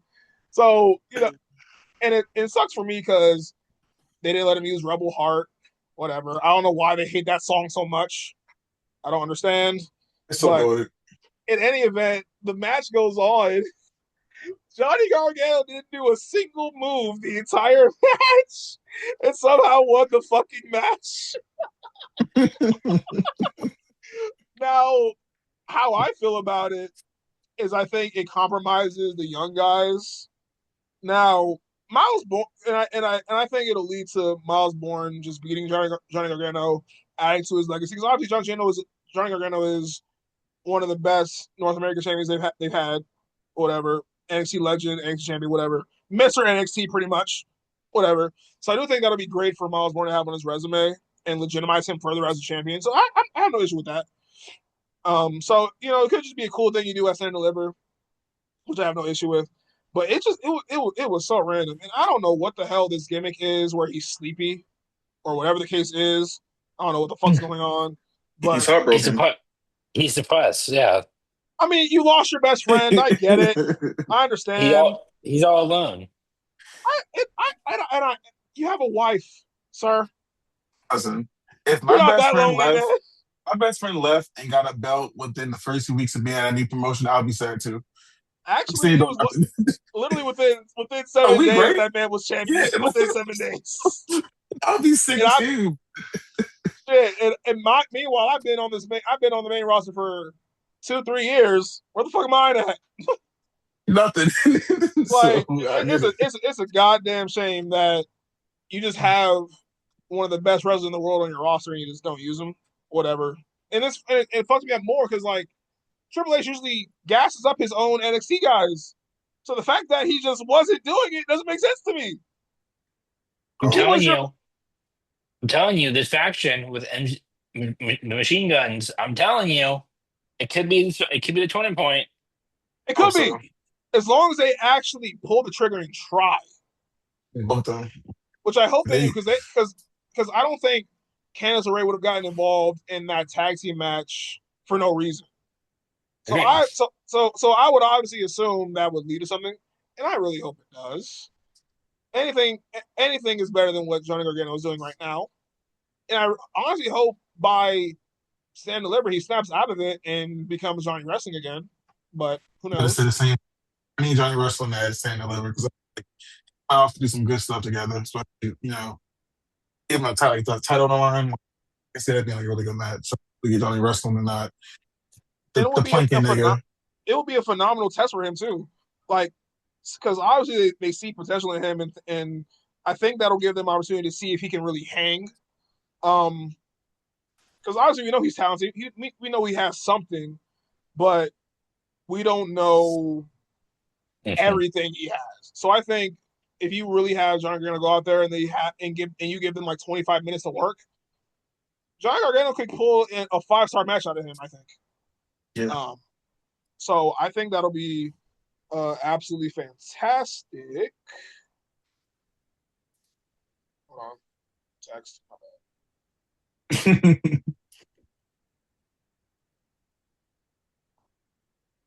And I'm excited because like when they first did it and they came out as like the surprise entrant, I was like intrigued, but then he came out still being sad. I'm like, So I don't know. Hopefully we get funny wrestling at that. Oh, so That's me, curious now moving on to the main event. Like, what was it? What Tony D'Angelo had a match against Ricky Saints, and what Tony mm-hmm. D won by disqualification because Ethan Page got in the mix to help his boy out, which then set up for Sam to deliver a fatal four way for the NXT championship between what Hendry, Tony D, Ethan, and Ricky. Which I mean, I like it from a story standpoint, but from a match standpoint, I don't know, kind of like indecisive about it. I'm in the middle of it because I kind of like because where it can take us like storyline wise. Afterwards, I don't know. It just for some reason I'm just not really vibing with which I thought I would.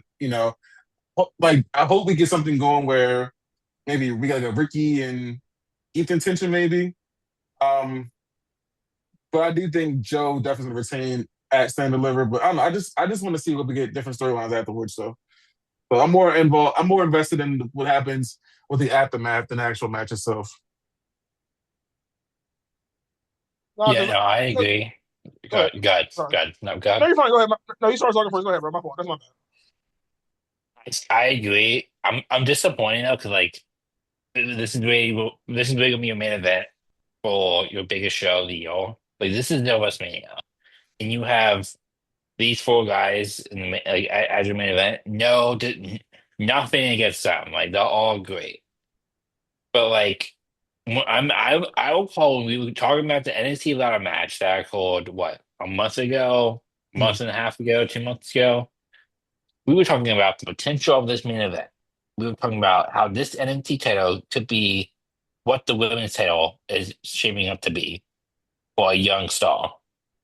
Mm-hmm. We were talking about having Carvel as current champion. We were talking about having who else? Honestly, Jackson Drake and anybody, the Vanity Project Boys.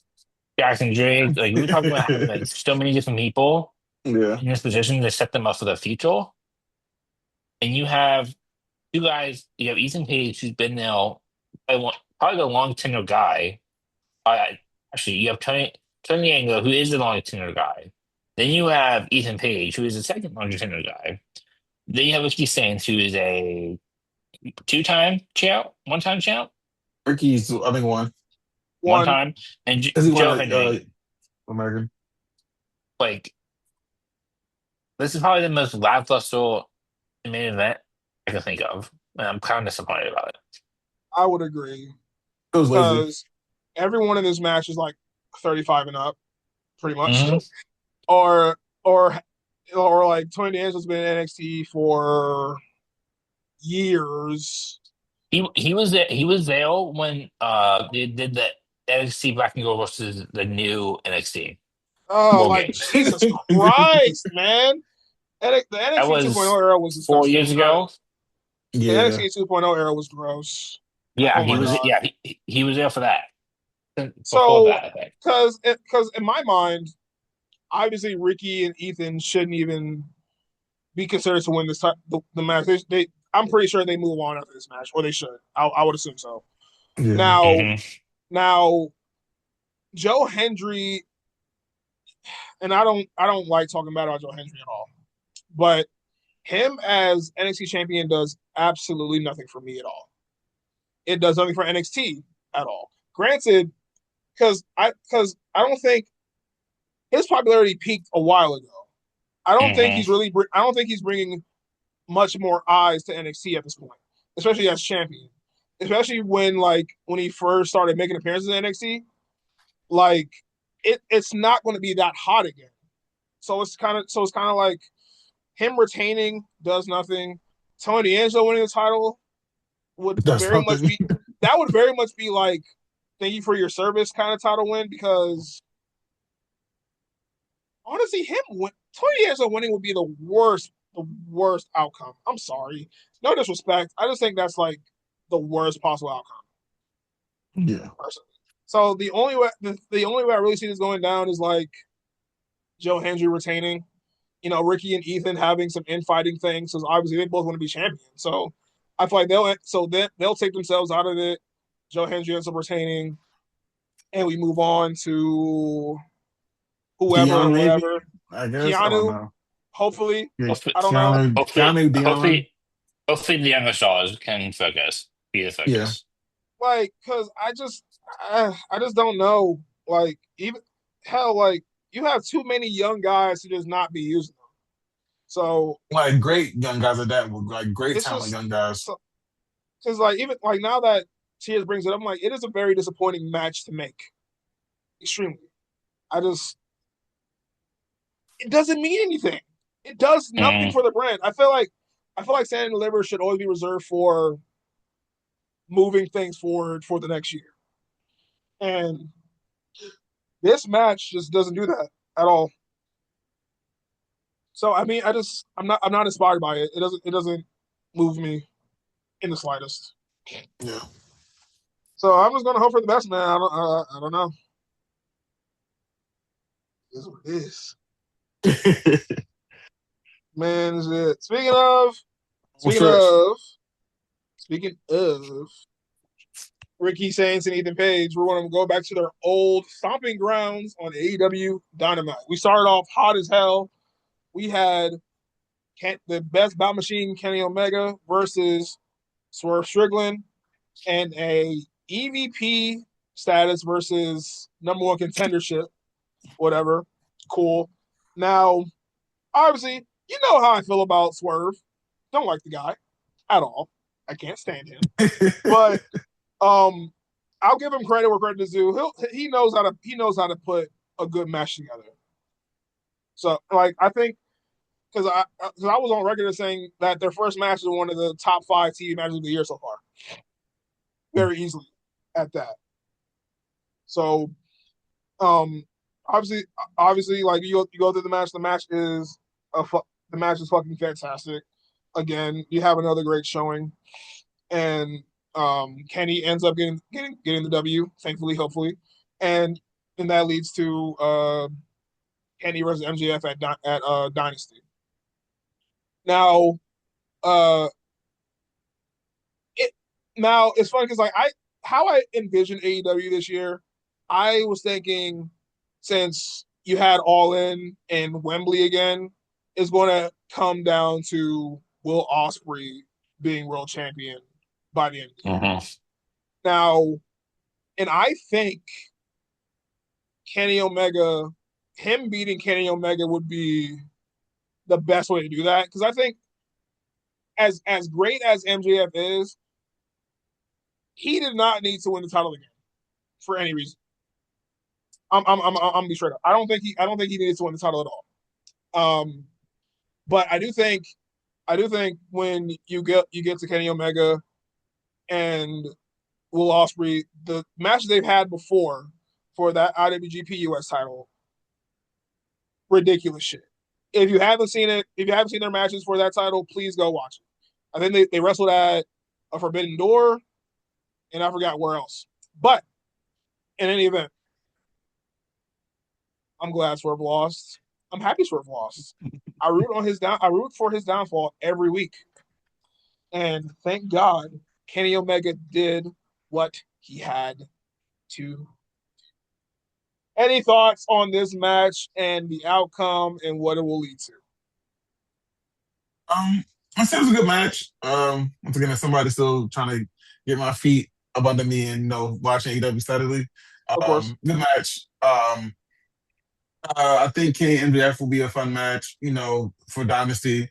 Good, MJF is just MJF. I mean, so he's honestly one of the best light workers right now in wrestling, and he been putting on some really good matches too. So I'm excited for the in ring stuff, and I'm excited for like the promo battles because I know how crazy MJF can get. I'm just always tying back to now since Swerve did lose. I'm pretty sure Swerve might interfere. I think with the Kenny and MJF match, which allowed MJF to win at Dynasty, set up something with them probably down the line. But overall, it was a cool match, and I'm glad. I think Kenny winning was the right move. Because I think Swerve going to definitely retaliate in some form of fashion over the next few weeks to get his get back for losing. Mm-hmm. I think no, of course. Yeah, and we got to break the tie, somehow with this thing we got going on right now. So maybe we get the tie at, what is it, All In, I think, maybe. So we'll see. But I guess overall, I think the right decision was booked, and I'm excited to see how Swerve retaliates and that kind of stuff. Yeah, I agree. I mean, I think it was a good match. I kind of think if this is what you were setting up for, it was kind of pointless to have Swole win the contendership anyway, to be completely honest. Like the match of Revolution against Brody King was pointless at this point. Like I mean, it was. I mean, you kind of really just discredited Brody King for just throwing Kenny Omega in there and giving him the contendership. I must have proved that Swerve's the baddest man in AEW. I guess that's something you can win now. I mean, Yeah.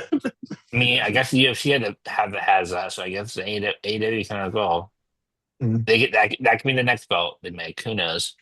But like, yeah, I kind of just feel like the last month for sure has been wasted. But I think we see Swerve interfere in this match. I we do see Kenna ending up with the belt by the time we get to London for All In. But it's like, what was the point of the situations then? Like, what was the point?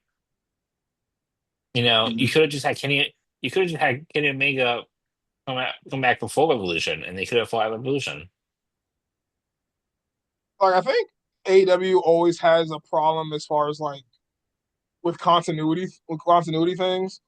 Oh yeah, because like they either do things too early or they do them way too late.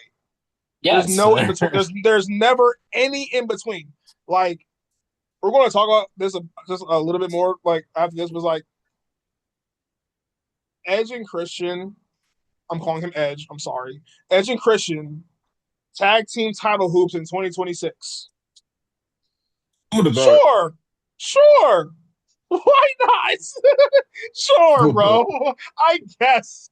Because I feel like FCR shouldn't even be champions right now to begin with, but what do I know? Whatever, man. It is what it is. But AEW is funny sometimes. No, I do think for sure, like when we get to Dynasty, I do think Swerve isn't gonna take that lightly. He's not gonna, but I do think also you can see Hangman getting involved in there as well, because obviously Hangman and Kenny have so much history. Kenny and Swerve have so much history, and obviously Hangman is still on MJF shit list. So I do think they both get involved in some way. So I think that might change the dynamic a little bit as far as how the match is going to turn out. But it's not going to be a straight up 1v1. That's obvious. There's too many factors involved for this. And let me see. When is Dynasty? I forgot exactly which day. I know April 12th. Okay. So that's April 12th. Oh. And then All In is in like August. It's like July or August, I believe. August 30th. Yeah. So from April to August, we have there's a lot of time there. So obviously my vision of Will Ospreay being champion is still possible. Who's going to be champion by the time we get to All In? Hard to say because because you could if you want you can have MJF hold it until then.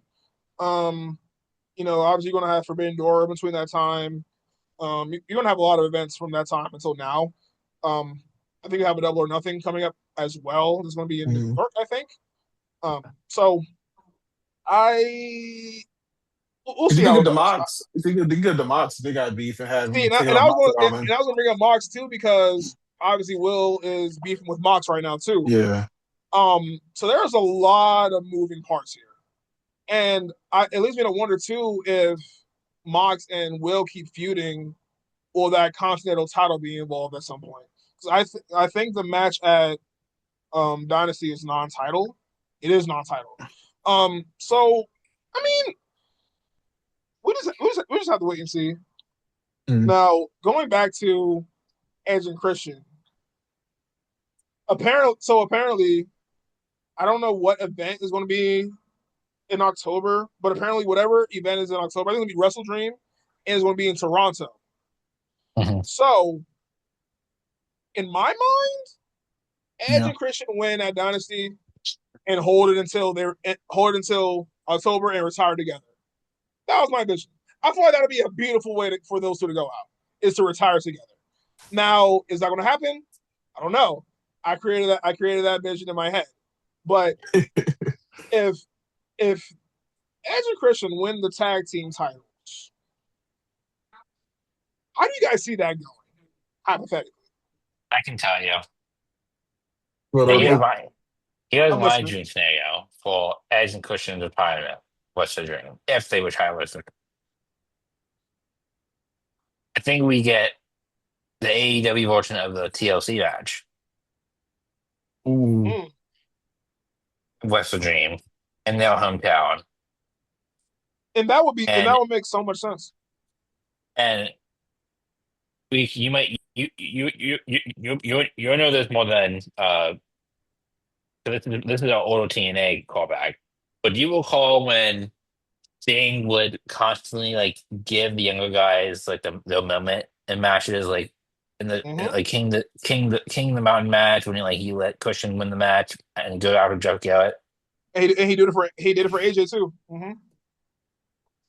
I see like a passing of the torch moment happening in Wrestle Dream, something like that. It was like, well, these maybe not that. None of them are young teens, but it's like them realizing the time is up and then not going to climb or something like that.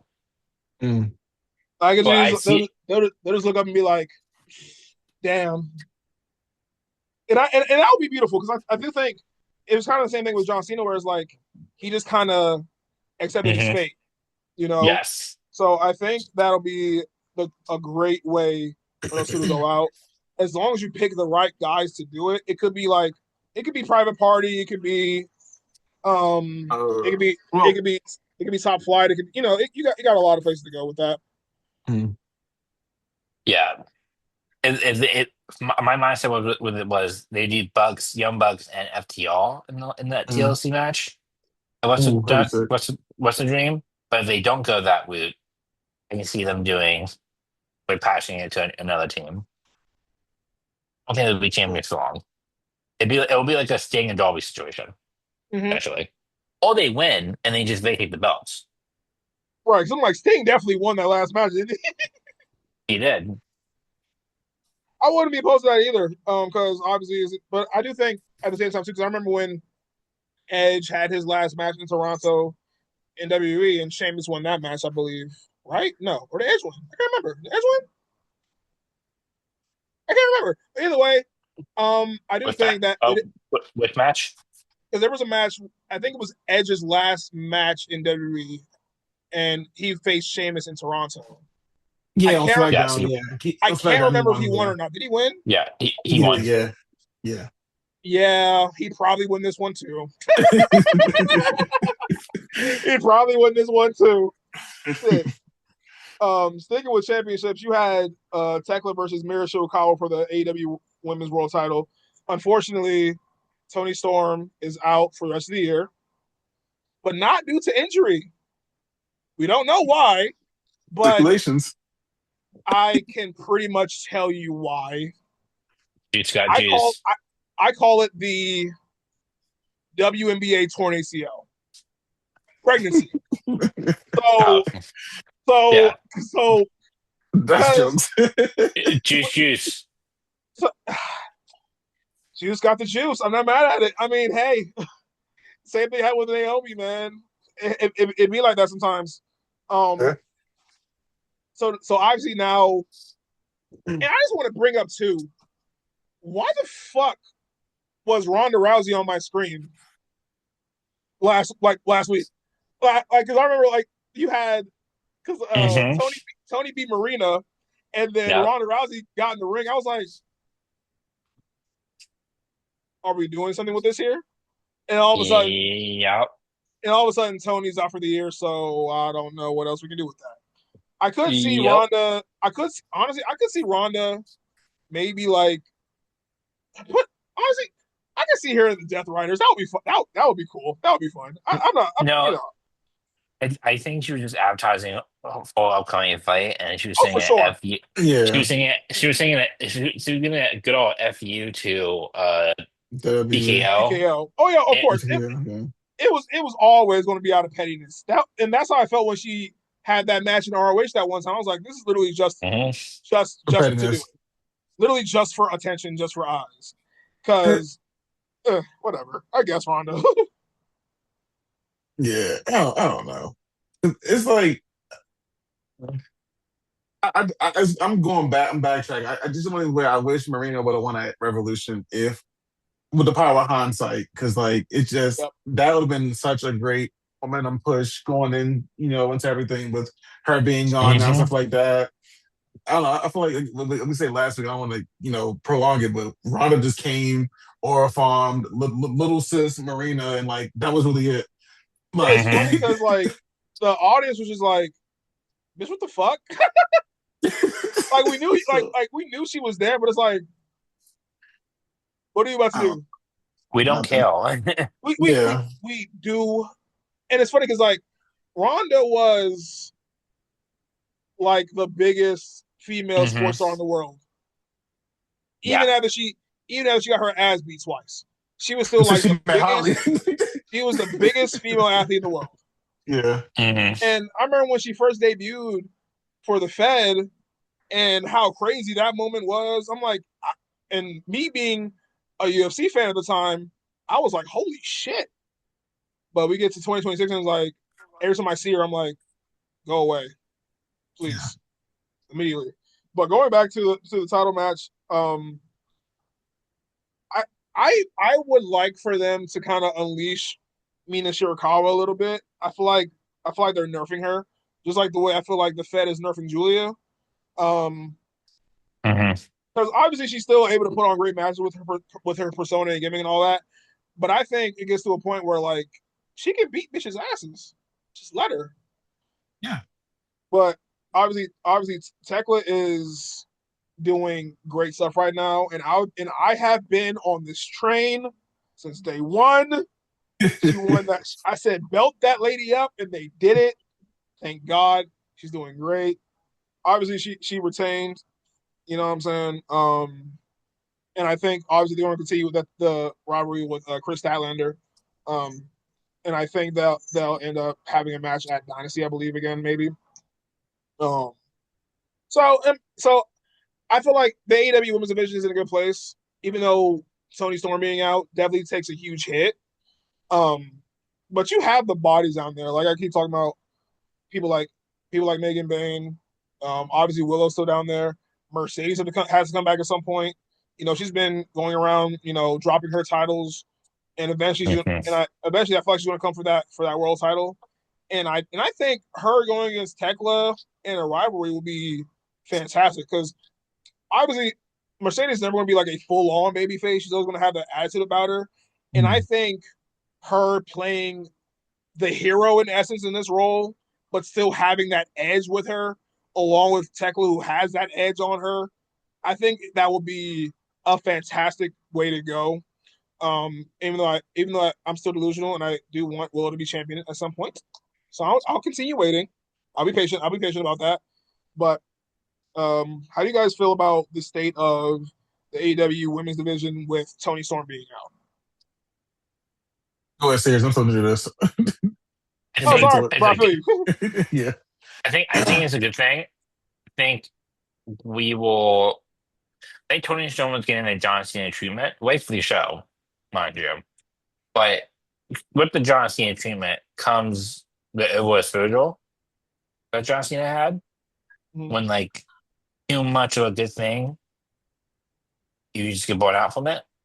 And so I think Tony stepping away for whatever reason, right? If she's pregnant or not, whatever reason she stepped away for, if she is out for a little bit, because nothing's been confirmed yet, then I think it's good for the division. So then it allows for other stars to be brought up and starting to be created. And because I think this is the second issue AEW has. It's just so overcrowded. Like So, like that's the point. I like stars just get they either get forgotten about, brought up into other in the factions, or they're the top star. And with Tony gone, that's great. That allows Tony Khan to the opportunity to start pushing some of these other women. mhm. Like I think like Carmelo and Anna Jay. I think I Nyla Rose. We haven't seen Nyla Rose in a little bit. Mhm. Like we haven't like Britt Baker. Where the hell has she been at? Right? Thunder Rosa too. Thunder Rosa has been starting to get some attention. But like, she can start getting more attention.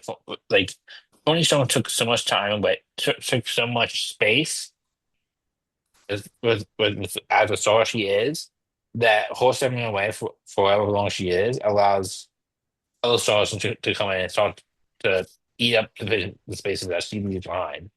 Mhm. So by the time she comes back, we hopefully have a couple more stars developed. So then she have fresh faces that she can go, fresh matches she can go up against. We have fresh rivalries. We have fresh stories that can be told. Like I think the people that will benefit the most will probably be Mia Shafir. Uh, I think Milaneko will probably get a little bit more of a push. I think we'll see. I'm trying to think who else. I think we'll see Mercedes Monet come back.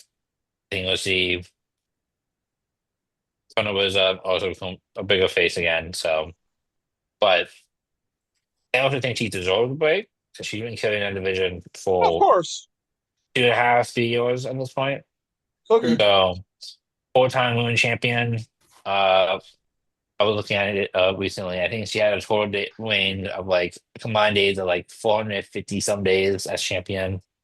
And Jeez. so, yeah, like, and keep in mind, this is still a newer belt, a newer division, and she's been champion for a good amount of that time. So, like maybe a third, a quarter of its time.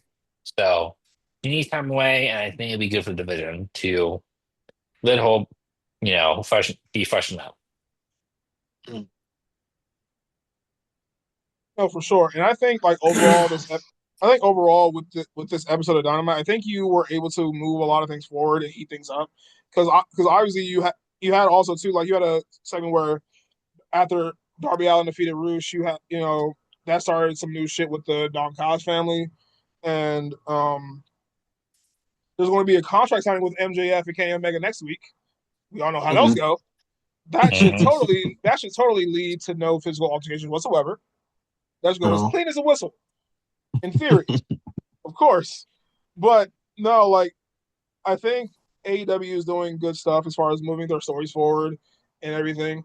I just hope they're able to bring it all together.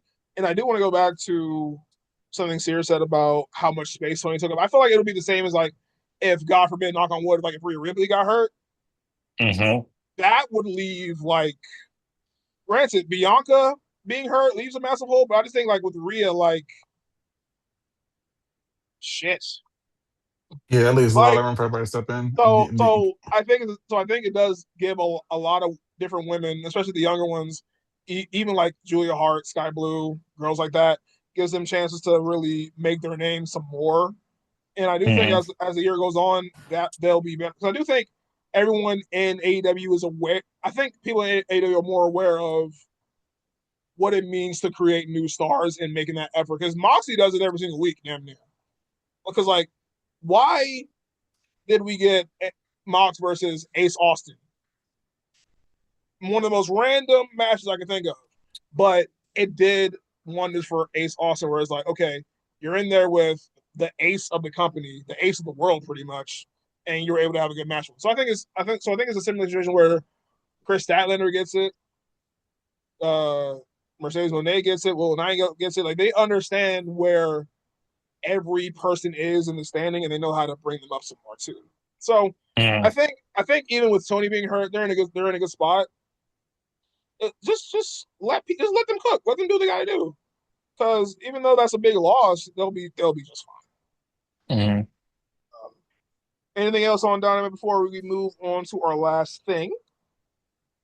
Just want to shout out to the conglomerate and the dogs. That match was Yes, I forgot about that. Yes, that was a sick match. I just want to shout them out. Like that was a sick match. Like I said, me being a Grabs guy, you guys tell me every week, Vaughn, if you're a Grabs guy, you gotta watch AW faithfully. bro. There's I thing I will say about AEW. There's going to be at least so they have. I think only do they do Rampage anymore? I don't think so. But either way, They, yeah, As far as Dynamite and Collision go, there's going to be at least one or two matches each show that make Yeah, you go, damn.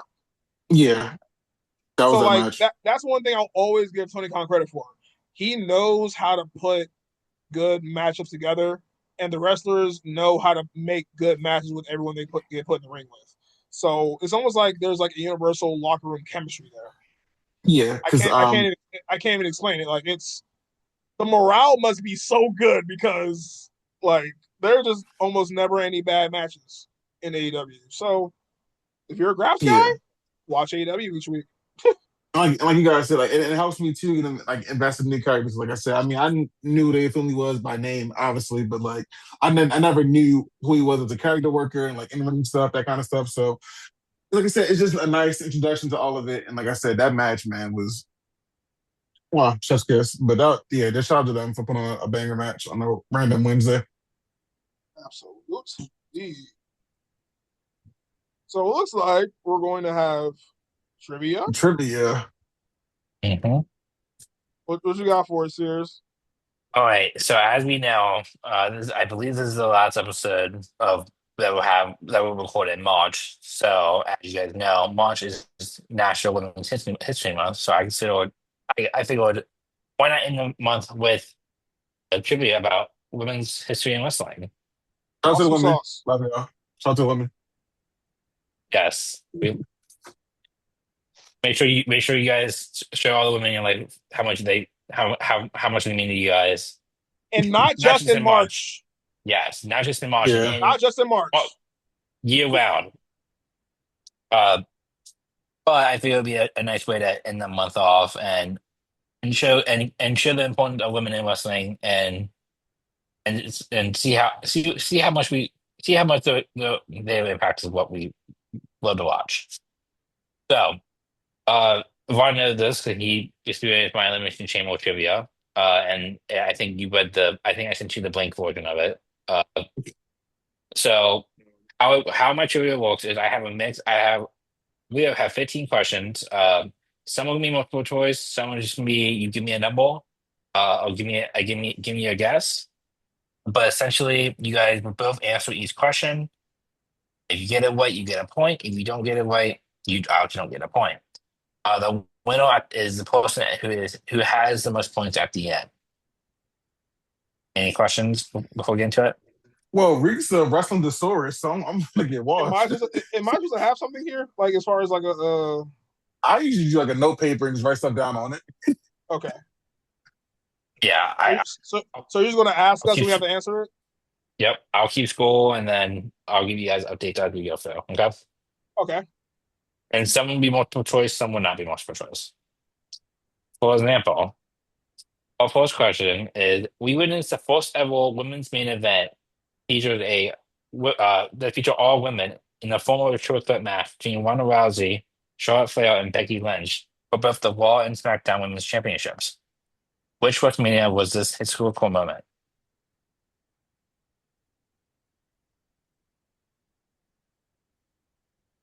I see the logo, but I can't see the number. For reference, this year, WrestleMania. this is WrestleMania 42 this year. Was it WrestleMania? I can guess. Oh, I'm ready.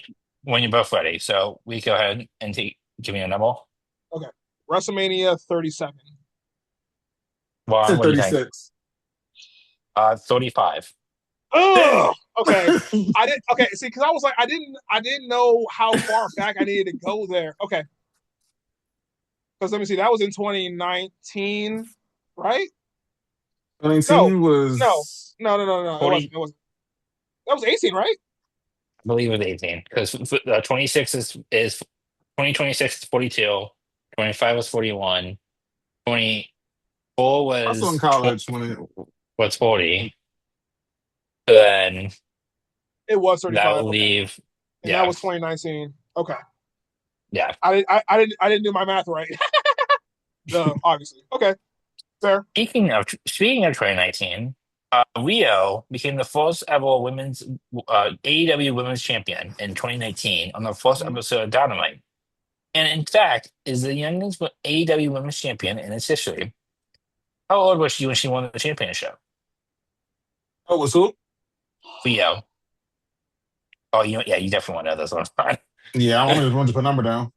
Yeah, Well, take a guess. I will tell you, she is young. Like Yes, she is young. right now she's only like 28. So she was pretty young. Um,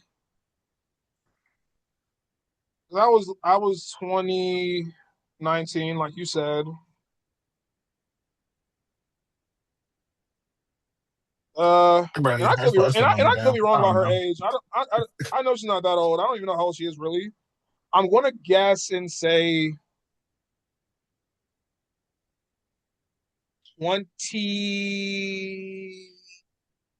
22. I want to say 22.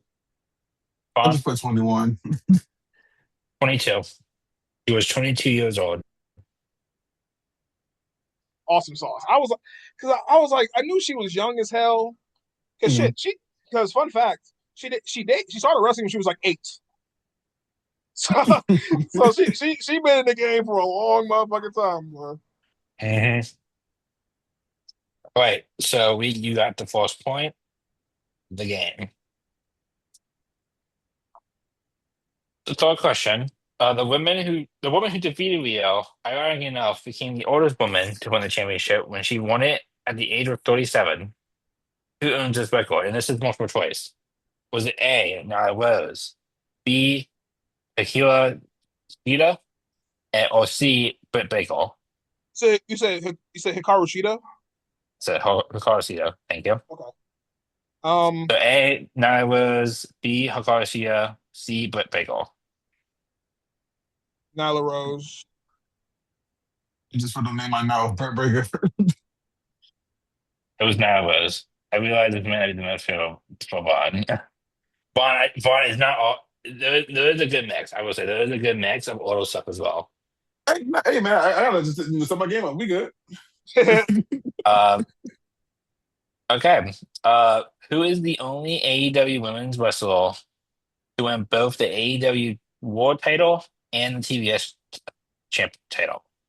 Who won both the AEW Women's World Championship and the TBS Championship? Was it A, Tony Storm, B, Willow Nightingale, C, Chris Statlander, or D, Britt Baker? Chris Statlander. Yeah, Chris.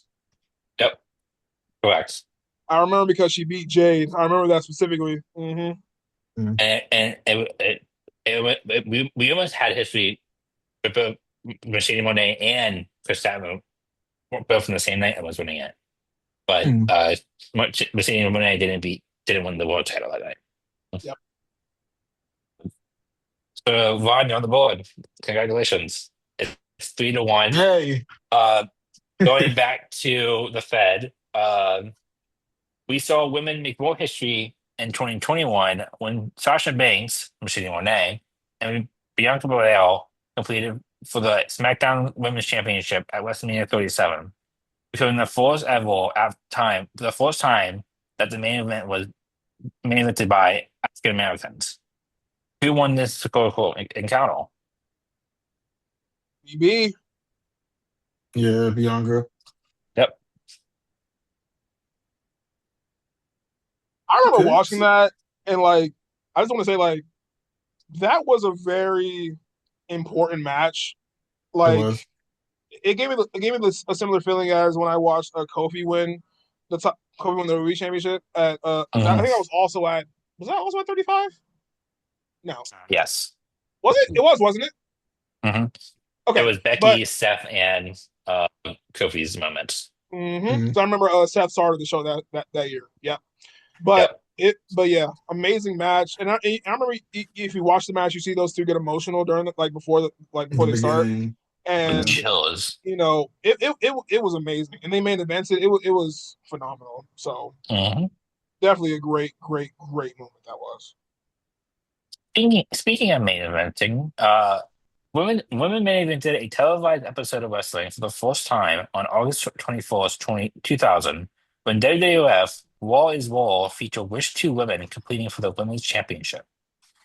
Was it A, Lita and Trish Stratus, B, Lita and Stephanie McMahon, C, Lita and Stacy Keibel, or D, Trish Stratus and Jazz? Lita and Stephanie McMahon. On What was A again? Lita and Trish Stratus. Well, I'm going Instagram. I feel like Reach right. I'm just going A. We said B. Yeah, I'm gonna go A. I'm gonna go Instagram. I'm gonna go A. It was B, Lita and Stephanie McMahon. 'Cause I remember I that just shit up specifically. I answers. remember that because that was when Lita won her first women's championship, and Stephanie Yep. was women's champion for like damn near a year, basically for no reason. Yep. Now, I will say, Lita and Trish Stratus did main event an episode of Raw for the No women's four. title, I believe, yes, in '04 when Trish Stratus retired. Uh, Mhm. that match is known to be the first time that it was completely all like just a straight up match because the Lita and McMahon match had a bunch of shenanigans, the Hardys, and I you think The know, Rock was. I think The Rock was a yes, special guest referee, I believe, too. yep. See, So and honestly, that's where I thought you were going because you said women's main event, and then you said Raw. I was like, oh, he's going to go to Lita and Trish. That's where I thought you were going to go. So good swerve there. thank you. That's what I made sure to put Lita and Trish Stratus in now. Um, so the next question is, who was the fourth woman to win a major promotion? WWE, WCW, AEW, TNA, ROH, and New Japan Pro Wrestling or NWA's Men's World Championship. The first woman to win a major promotion's Men's World title. I might have my answer, but I don't know if not. I think Huh? I know that. So you said a major men's world title. Yes. You did So say like I don't TNA. You said TNA two also, right? did I know the answer. Fuck me. I don't. Tessa you don't have Blanchard. to yeah, fun. Kind of give it a hint. I don't know nobody in TNA though, so I'm gonna go with China. Fun. It's You know so Tessa funny Bledsoe. though. It's funny though because they were going to book China to win the WWF title back in like '99. I believe they were going to do that. That was the thing they were going to do, and Mm-hmm. that would have been crazy at the time. That's insane. That would have been Yeah, crazy at the could, time could you imagine she won the world title back then? Oh my goodness. because she already wanted to get paid Steve Austin money.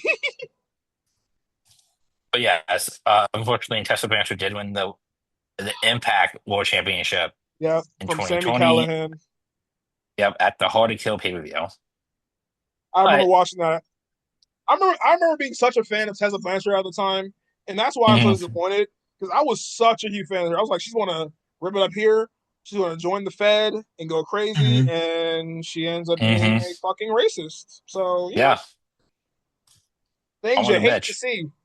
Calm with a bitch. Anyway, Certainly, speaking of the world title, though, Which iconic WWE diva defended the world title, the World Heavyweight Championship in a mixed handicap match on an episode of SmackDown in 2011? One more time. Whoa.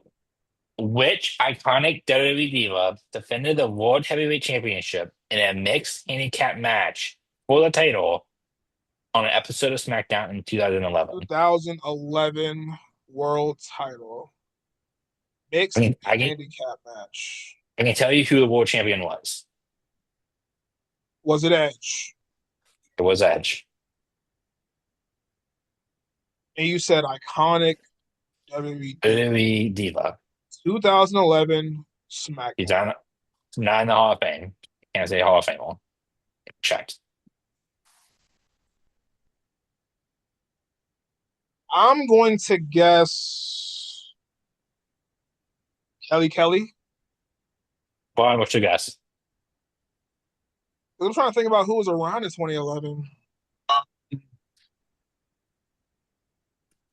Yeah, I'm just going to guess Kelly. I don't know who else it could have possibly been.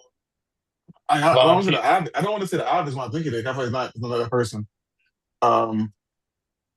Rick's always right. Kelly. you guys are both correct. It was Kelly. Kelly teamed with Edge to defeat Ray Cool and Dark Zero in a 3-on-2 handicap mixed match Yes. to, Yes. to, for the World Heavyweight Championship, and they won. So, See, I just don't Kelly. See, the thing about it is like I don't remember that match being for the title. That's why I got confused. I was like, what? Mm-hmm. Because I remember that's when Edge went to he went back to wearing glasses to the ring. I remember that he wore like some red sunglasses to the ring. I remember that shit. Actually, I believe Kelly got that pin. If I remember correctly, Edge and Dark Vader were like they went. I think they went backstage or something. I think Kelly got the pin. Yeah, and I think that was also the time where the spear was banned. So that makes sense. That makes sense. Yes, but score update: Week you have 7, Vaughn you have 3. And my comeback. Yeah. I mean, technically you could. Yeah. I mean, we have 5 questions left, so. So I have to absolutely fumble the bag here. You have to phone the bag more than the Atlanta Falcons did when they played New England for the Super Bowl.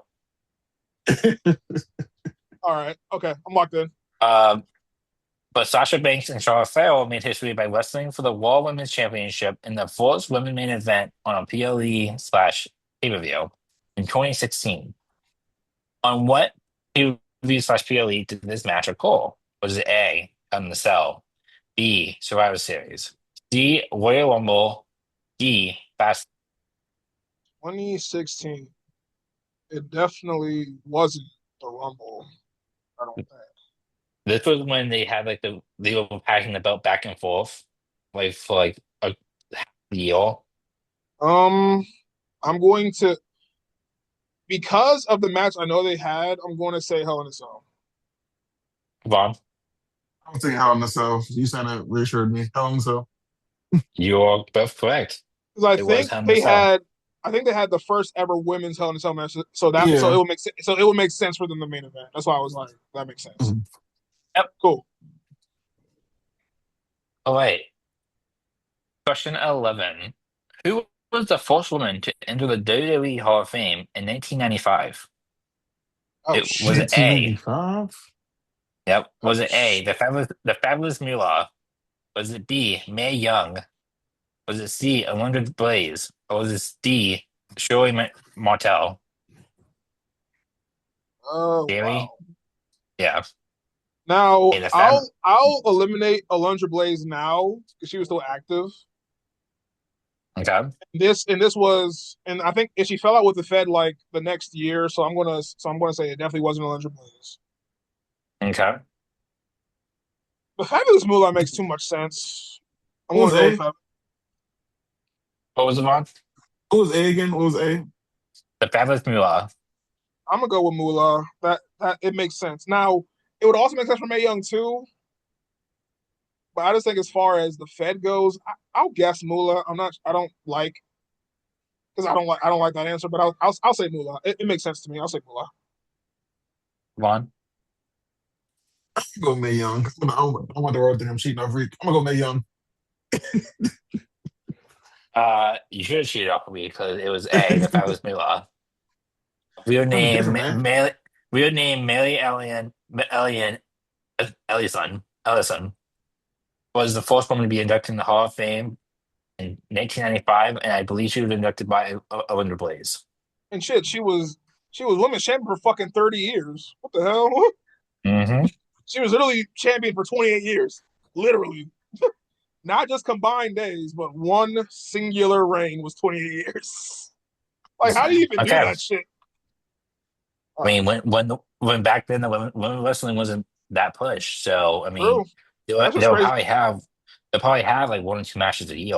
If Low I key, mean, yeah. so It was I honestly the same with like mean, Bruno San Martino when they didn't wrestle that much. That's why the title is so fucking long. But okay. yeah. Uh, so who was the first woman to win a traditionally men's title on a major promotion? Again, WWE, WCW, AEW, TNA, ROH, New Japan Pro Wrestling, and NWA. Who Uh, was the first woman to win a traditionally men's title on a on a major promotion? China. I feel like someone did it before her, man. Oh wow. You said a traditionally men's title, so it doesn't Hmm. have to be. It doesn't have to be a world title. No, we know it's not the world title. Well, it could be the world title if you want to go back to I don't want to the copy, but I think it basis. is. I think it is China. I think it is China too. So I can't think of anyone else. So I can only think of women that happened after 1999. Yeah, I feel like China's the answer there. And you both be correct. China is Okay, the answer. Dates for you guys. So, she won uh, that IC title yep. from Jeff. Mhm. China won the WWE Intercontinental Championship in October 1999. Medusa followed quickly after winning the WCW Cruiserweight Championship in December See, 1999. that's where I got because I Mm. knew it was. I knew those both happened around the same time. That's what I was about to say. Alundra Blaze. I knew she won the cruiserweight jump. I knew that. I just didn't know Yes. exactly when. Okay, cool. Yeah, I was definitely thinking that I knew that was tripping you up, so that's why I asked that quick question because I when I saw my research and I was like, oh, WCW definitely did that. Was Mm. Because it so seems I like feel a WCW thing to do. So that's why I was like, wait. fun fact for you guys, China is a two-time Intercontinental Champion. Correct. Really? Yeah, Hmm. her and Chris Jericho feuded over that jump for a couple months. Yep. And then she won. I believe. Then she won it in a mixed tag match with Eddie herself. Was came over the other woman in the match and Velquez, I think. Shit, Vel Venus. And Eddie won it off of her by accident. I remember that shit. Hmm. Hmm. Hmm. Okay. Question 13. Winning the NXT Women's Championship, the WWE, the actually, let me start. Winning the NXT Women's, WWE Women's Championship, and well, hold on. Winning the Women's Tag Team Championship, winning the NXT Women's Championship, winning the Women's title championship, all and the SmackDown slash Women's World title Hmm. is considered the women's version of a Grand Slam. Many women have achieved this. So they have won the WWE Women's Tag Team Championship. They Okay. won the NXT Women's Tag Team Championship. They won the Raw, which is also the WWE the Women's WWE Championship. So the belt that Jade has. They also won the SmackDown Women's Championship, which is now the Women's World Championship, which is what Eva Carroll has. Winning Uh, those four belts make you a Grand Slam champion. Mm. Big time victory. Well, I'm going with. well, for one, I know Charlotte did it twice.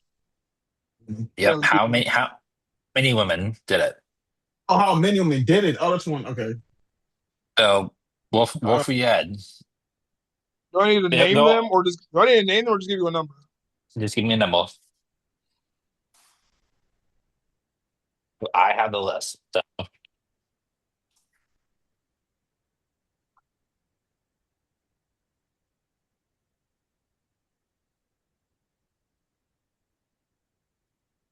I'm gonna let Vaughn answer first.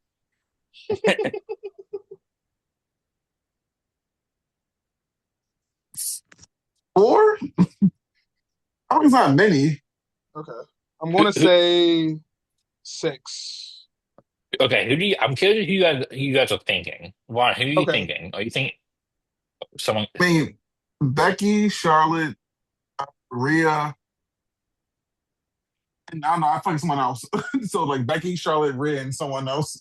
I'm Okay. gonna so I was thinking I know Io's done it. Mm-hmm. I know Becky's done it. Obviously Rhea's done it. Charlotte's done it twice. Sasha did it, I'm sure. Sasha did it. Oscar did it. Oh crap! Yeah. Bailey, 7. Oh my God, it's 7. I said 6. Jesus. 7 is the correct answer, and Jeez. Damn. it it was Oscar, Sasha Banks, Flair, Bailey, Rhea, and Sky. Io. I I forgot about Bailey. I was literally able to list off the names. And I think Bailey was the first one. So I'm like, how the fuck did I fuck that up? Bailey was literally the first one. How did I fuck that up? Jesus. Other Anyway, women listed. Going to the next question. Other women listed above. Who was the first to achieve this Grand Slam? oh, Bailey. Bailey. Are you guys sure about that? Are you sure? Are you Yeah. sure Oh, about why'd you say that? Why'd you say that? Why did you say I'm that? sure because Rick said so. That's why I'm sure. I'm sure because I remember that. I remember when she. that? I remember when she. I remember when she was like SmackDown Women's Champion. I feel like that was like a point of emphasis. So I'm sure. I'm sure it was her. Man, do you have a copy of my notes? It was Bailey, uh, and she achieved it when she won the SmackDown Women's Championship on May 19th, 2019. Oh, he In said May 2019. 19th. He said May 19th. Kane coming. Mm-hmm. He gonna get us. Kane gonna get us. Listen, listen. I got some words for Kane anyway, so he can come. Oh He can come God, at me me. and you both. He's been on my shit list for years. Unfortunately, fun fact for you guys, not women listening related. Me and Kane share the same birthday, unfortunately. It'd be And, all and right. a middle name. Okay. And a middle name. His middle name is Thomas. Glenn Thomas Jacobs. I'm crying. My name, Jacob Thomas Sears. Uh, the last question is also related to the Grand Slam. And Vaughn, I hope you pay attention because we definitely said this earlier as well. Mhm. On the on the of the women listed above, who is the only one to achieve this feat twice? Charlotte Flair. Because Oh, Rick Flair. said so. See, I'm giving out answers. See, I'm inadvertently giving out answers, not knowing what the next question is. Like, but obviously Charlotte Flair, yeah. Yeah, it is Charlotte Flair. She's the only woman who had done it twice. I believe Rhea might be closing in though. I believe Yeah. she, if my, she's a one time NXT. No, she never mind. She's not close. If she's a one time NXT Women's Champion, then yeah, no, she's not close. Come on. Mhm. If she wins it, actually, she actually is close. If she wins the NXT Women's Championship again at some point, it would be a two time. Charlotte became a two time when she beat Rhea Mania for the NXT Women's Championship. Oh my God. Oh yeah, I remember being so pissed about that at the time. that was 2020. Was that 2020? COVID that was that was COVID year? COVID, right? Yeah, Yeah. Yeah. I remember that. That was the Thunderdome WrestleMania. I just remember the Yes. gear. Like the gear shit was Dragon Ball Z I think inspired. But I think Rhea ended up winning the title from Asuka the following year at WrestleMania, I believe. So yeah, that makes sense. Well, there you guys have it. that was trivia. That was good. That was good. Obviously, the women are still making history at this point, and I can't wait to see what they do, continue to do. But for the final score, you have 12, Vaughn has 7. Okay. Last time I had 2. I mean, We get better. Yeah, honestly, I Vaughn, mean, good job, Vaughn. No, eighty good job, percent, Rick. Thank you. 80% cool. You feel me? Hey, a B is cool. Oh Hey, God. look. Um, I'll make sure.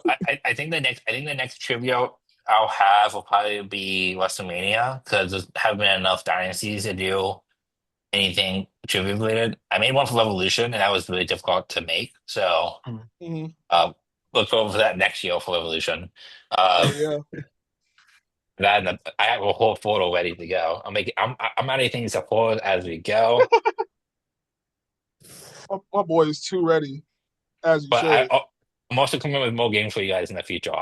I need all three of you guys to be on here so we can actually have the three-way competition. Yeah, Yeah. Steph. Anyway, Yes, Mr. Steph. Freakman. but Stop being a but freak man nah, and be here. the man of 1,004 names. Shout out to him.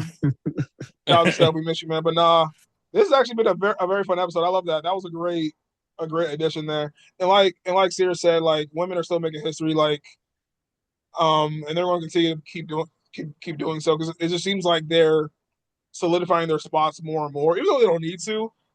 Women keep pushing that envelope, and we They encourage them to demanded that keep on spot. doing that. Yeah. Exactly, and Mhm. I hope that female main events become more regular. I'm talking about on big, like the big four shows, not just like Evolutions or Hell in a Cells or TLCs, whatever. I'm talking about like Mania, SummerSlam, Rumble, whatever. So yeah, and obviously, like we said earlier, as we move towards the end of Women's History Month, show love to women always. Don't not just one month out of the year. Same thing, and obviously we have Mother's Day coming up soon in like May. Love your mother every single day, not just one day of the year. You know what I'm saying? So respect women, please. Women in sports, women in wrestling, women in music, women in movies, women in STEM, whatever. You broke your marks. Love women all day, every day. 24/7, 365. You Yep. marks.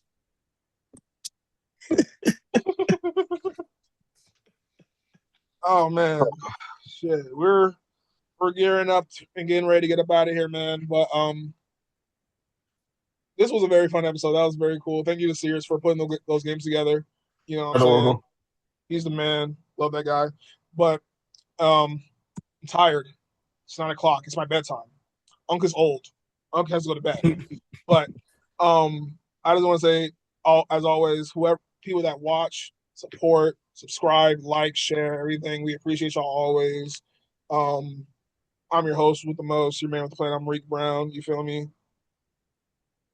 I'm not gonna do it for them. I'm gonna let y'all close yourselves out. You feel me? Uh, Vaughn, Sears, you know what to do. Once again, yep, just Vaughn signing out. Hey, man, appreciate you rocking with us. Like, comment, share, subscribe. The homies know, the family know, everybody know. TRB, best podcast in the DMV. It's going to be the best podcast in the world. Taking off all 2026. Love y'all. Appreciate y'all. Please go ahead and close us out. Appreciate you guys watching, listening to us, but you guys catch our episodes at. Make sure you guys stay up to date on our social media. So as we're trying to be more active on the medias. Um, if you find someone on social media, feel free to drop a private if we're public. If we're not public, you didn't find us. But until next time, thank you all. Peace out, guys. Peace. Love y'all.